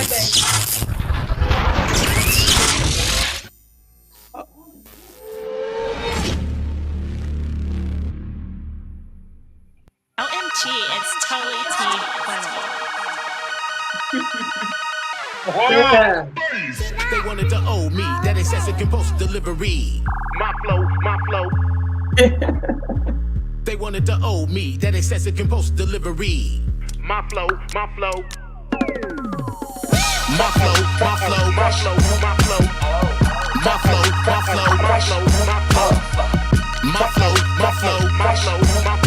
Human flamethrower, ooh, games over, insane roar like a plane motor. My flow.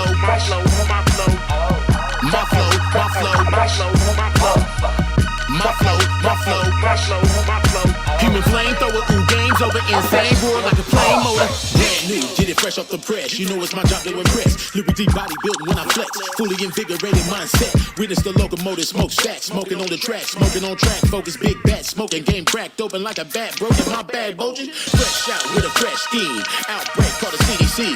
Chest out for the mighty V. Time to live out my dreams and fantasies. The biggest man on the campus. I paint over beats like a canvas. Reincarnated from Atlantis. Spitting bars in the water, I know I'm outlandish. A born conqueror, I'm gayest. I slang this. Pen, bold, and brazen. Shameless, stone cold, in Vegas. The wisdom of the streets. Brilliantly my words teach. I speak it like a Martin Luther King speech. Had a dream, breathing fire like a green beast. I bang on my chest. Mighty silverback gorilla. Alpha male, coochie killer. Camp, Crystal Lake, thriller. You heard me, it's all personal. Certainly all surgical. Serve them standing vertical. My flow.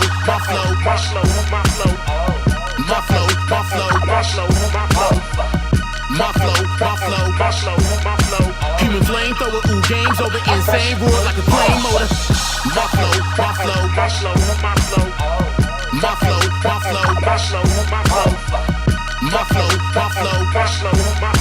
Human flamethrower, ooh, games over, insane roar like a plane motor. Helmets with no ailments. I supply the key element. In the room, I'm the elephant. In the room, you're irrelevant. Tony Starks, I blast off. Ripped up for the asphalt. Sidewalk got mad chalk. I sniper pick they ass off. Got them like George, they're curious. Why I'm so furious and so imperious. Look at these clowns, they also delirious. I put it down so raw and injurious. Mortally serious. Time to take over, make it rain, boulders flow. Make over, human flamethrower. Who games over, insane roar like a plane motor. Impact on the sick track. Got them singing, bring it, did that. Cast a shade, better get back. I'm a wild grizzly, use a big Mac. Eyes forward, never looking back. Brighter future's what I'm looking at. Left for dead, look who came back. Push forward like a racetrack. Definition of a technician. Recognition, I'm a vet spitting. Demolition on the expedition. Vivid visions of me getting riches. Top speed, double time, get it. Got a prophecy to fulfill and finish. Watch me silence all the critics. Back from the underverse, fully replenished. My flow.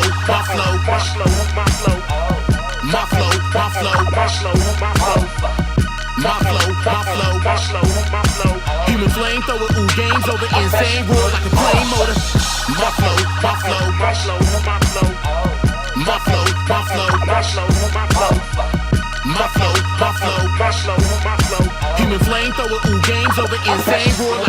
motor.